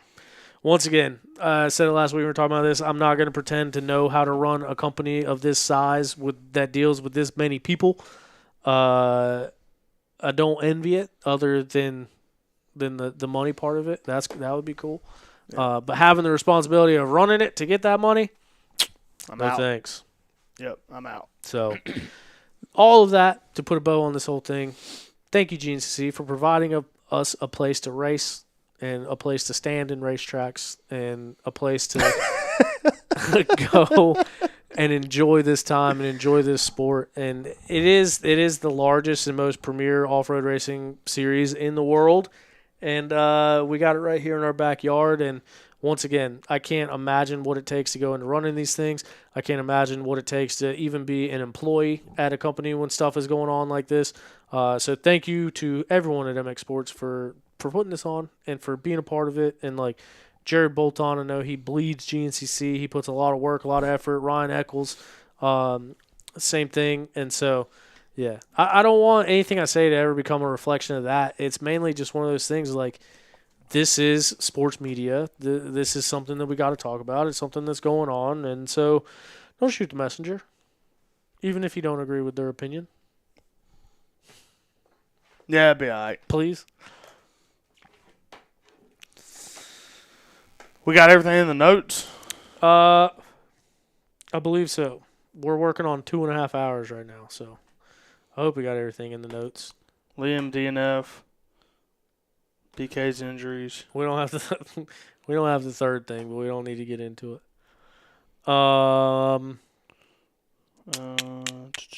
Gus, Gavin Simon jumping halfway up the hill. Yeah. It was either him or Toby Cleveland going around the last lap had bike issues. Bike running like dog shit. I always get them two confused. I do too. Oh! I'm standing there at the beta truck at the end of the race. And I don't remember which A rider it was. Came too hot into that last corner, the chicane, where you go down, turn left, around the hay bale, around the fence. Mm-hmm. Blew through the fence, right? Had yellow ribbon all around him. Yellow ribbon was tied to the two fences. Looked back, seen it, tried to go, and I'm running over there with a knife to cut the ribbon. He just drops the clutch and takes off, dragging these two metal fences around the next corner. And I'm yelling at the guys because there's guys over there washing a bike, not paying attention. And dude, these fences came in and hit the hay bales right in front of them. They jumped out of the way. It was nasty. Dang. It could have been pretty bad. Yeah, could you imagine that getting taken out by a damn fence? After 3 hours of racing? Oh, yeah. I was going over there. I was like, hey! I was going to cut, because I had my knife. I was going to cut it. Yeah. Took off, and I backed out of the way. I looked back to make sure there wasn't more coming. Jeez. Yeah, that's gnarly. Yeah. I think we got everything pretty much covered, unless somebody else in here's got something to say. Speak now or forever hold your peace. Yeah, I hope you guys enjoy seeing the video versions on Spotify and Apple Podcasts. Talked to Zach Tussle today with Raymond James Financial. It is no longer in Tussle Investments. They changed it, rebranded. Sequoia Financial. I should have prepared more for the show. So he's not with Raymond James anymore. He is with Raymond James, Oh. His partner at Raymond James. So Tussle had Tussle Investments, and his partner had another thing that he did. So rather than doing their own things separately, they're combining forces, and they are going to do it together under the umbrella of Sequoia Wealth Management, backed by Raymond James. So either way, you can hit up Zach Tussle. If you search Zach Tussle Denver, it'll pop up. If you search Zach Tussle Raymond James, it'll pop up. Let him know you listen to OTP. He'll give you a free consultation and tell you exactly what it is he can help you do with your money. He's my number one recommendation, and he helps out a lot of the riders. He helps out a lot of us, and he helps out anyone who needs help with financial advising. So hit up Zach Tussle. Let him know you listen to OTP, and get on board. Get started today. You will thank yourself when you're 59 and a half or before. Yeah. Tom, did we leave anything out, or did we cover it all? I think we got it as much as I can. Did you go to the village any night? We went out Saturday night for Stu's birthday dinner. Yeah. At Appalachia Kitchen. Okay. Really fancy. Is that on the up top? No, it's like right before you get to the village. There's like a little pizza place and a little bar, and it's back behind all that. I had no idea that stuff was there. Yeah. Excellent dinner. Yeah. Had a little trout ceviche. Who? And then had a little elk for dinner. It's pretty good. Fancy. So we ate there for dinner. It ended up taking 3 hours. It seemed took a long time. When we were going back, I rode my electric unicycle up through the village, just kind of scope it out. And I don't know if I felt old or if I felt blown out or what, but I looked at it and I kind of looked around and I was like, this doesn't seem like fun. How's the concert? I didn't see any of it. I didn't see it. Did you go up there at all? Or no, you were asleep? Didn't make it till Sunday night. We went up there and ate too in the where you parked. Yeah. Where we saw you walk up, first restaurant on the right. Yeah. We ate in there. It was hot. Sunday night or before? Sunday night. Yeah. It was good. It was really good. Yeah. But it was hot. But it was good. No AC. Nah. AC. They had AC. It just couldn't keep up with the kitchen. A couple of the mechanics, and I think Toth walked up there for a little bit too, trying to convince me to go. And like that was after I just rode through. I was like, yeah, I think I'm good. Yeah. Golf course, golf tournament Friday was fun. Do you know who won? No idea. We did I not. kept asking everybody who won, and no one knew who won. When we put our score in, we were top 5. Really? Quickly changed. Well, what'd you shoot? Don't know. Lost a ball every hole. I did. Well, At man, least. what'd your team shoot? I don't know. I don't remember. Who'd you play with? I think we were 4 under. Me, Strain, Kai, and Liam, Gus's mechanic. Yeah, we had a good time. Sweet. Little golf cart shenanigans, little shit talking. Talk shit to Auntie. I tried to make a deal on the putting green. You ever seen that putting green? Yeah. They got all the holes in the line. Yeah. And they do the putt competition to get the first one. I said, Auntie, when I sink this first ball, I got 2 options for you. If I make all 3, you give me that damn husky up there. Or I'll make the first one, and then I'm going for the furthest hole. If I make that hole, you give me one of them 2 bikes up there. He was on board, especially after he saw me putt the first ball. Dang. Yep. Yeah, so my team for the golf tournament kind of fell apart. Had some family issues come up. But also all week, dude, it looked like it was going to be rain. Yeah. I lost one of my guys to some other team, and then everybody else. You never even signed up, T-Shep. I know, because I didn't have a team. You had a team and still didn't sign them up. But, yeah, then it looked like it was going to rain the whole time. Yeah. And, yeah, it didn't, apparently. Yeah. No, it was good. Strang almost won the longest drive. Really? Yeah. He was probably 20 yards off of it. Him and Kai both. Yeah. So and then the beta hole, that was our best drive all day. We beta powered right off that damn tee box. dang. Lost my ball, but it went far. Dude, so It's a tricky course. not for nothing, I can hit a golf ball really far. Like, in rounds of play, I've had a few balls, like 330, Do you have an eagle? right around there. Yes, I have one. Me too. Yeah, I know. We heard the story. That's cool. That's badass. Yep. I got my eagle ball in my dresser over Yeah, I don't. I lost it on the second hole. there. So I hit my eagle ball in the next hole over water, and like line drove it into the bank, and it like barely rolled up out of the water, and then I took it and retired it then. Yep. But I can, when I'm hitting it, I can hit it over 300, no problem with the driver. And like last year when I was warming up on the range, like Eric Sroughton was sitting there and he was watching me hit some balls. He was like, holy shit, like watching me hit it. When I went out to the long drive, dude, because it's always on that long fairway next to the road with the one tree. Yep. Was it the same one? Yep. Yeah. So, I mean, dude, I played there twice, got a hold of it both times, like out there. And the damn thing is 60 yards past. And I was like, I would love to see someone that can hit 60 yards past where I just hit this ball. They need to have somebody down there watching that one. Yeah. They had guys watching all the hole-in-ones. Yeah, they have to do that for insurance. Do they? Yeah. It has to be a certain distance, and it has to be witnessed. What do you mean it has to be a certain distance? Like, I'm pretty sure all the par threes were, 156 yards? Yeah, I don't know. I do know one. You didn't, if you notice, you didn't play from the actual tee boxes on a lot of the par threes because they have to move it to make it one a of them. distance. Yeah, we were way back. Yeah. Huh. They should put somebody on the longest drive one. Yeah. Because, dude, it's so easy. We're not winning a bike or a truck for that.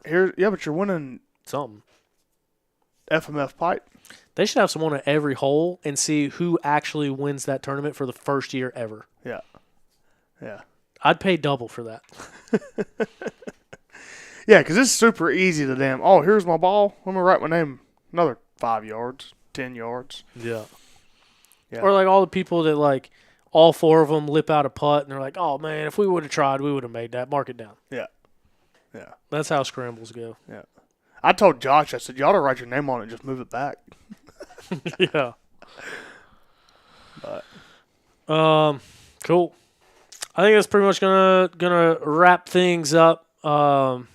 My texts are blowing up over here. It's become a Tuesday tradition that my family throws up the podcast on the screen. So my big sister just got in town from Florida with her 3 girls. They're staying at my mom's house. So now that we've made it through the deep water that is Monday and Tuesday after a GNCC, I'll be spending a little bit of time on the pontoon for the rest of this week. On the pontoon. Out here on Lake Norman. So you gonna be out there Saturday? The kids can see Funkle Tie and You gonna be out there Saturday? hang out. Imagine so. Saturday's the 4th, right? Hell yeah. Yeah, we'll be out there.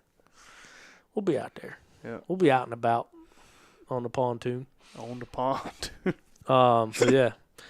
All right, Tom, thanks for being here. Yep. Thank you, Yamaha, for being a part of the program. Hopefully, dude, my back is, I swear to God, since I got that MRI, it's hurt worse. Like, now that I know that there's actually things going on, Yeah. I swear it hurts worse. So I haven't been able to get to a good point yet. Hopefully sometime, I'm going to PT every week, I can figure it out and get back on a bike because I got a 450 that's begging to be ridden. Haven't been able to put my butt cheeks on it yet. So hopefully we'll see that before too long. But, yeah. Nonetheless, thank you for Yamaha. Without them, I wouldn't be able to get around the races and get the videos out to you guys. Thank you to each and every single one of you that watched our videos from the weekend. Really appreciate it. And especially thank you to everyone that tuned in to watch the show tonight. We appreciate you guys, and we will see you next week. There's nothing this weekend. Yeah, I don't know. National Enduro is the following weekend. There's 4th of July this weekend. In the forefront of knowledge and information, I'm not going to guarantee that we'll be here next week. Summer break. I'll guarantee that in 2 weeks after the National Enduro, we will for sure do a recap about that. The Barbed Wire National Enduro up in Pine City, New York, about 45 minutes from Watkins Glen.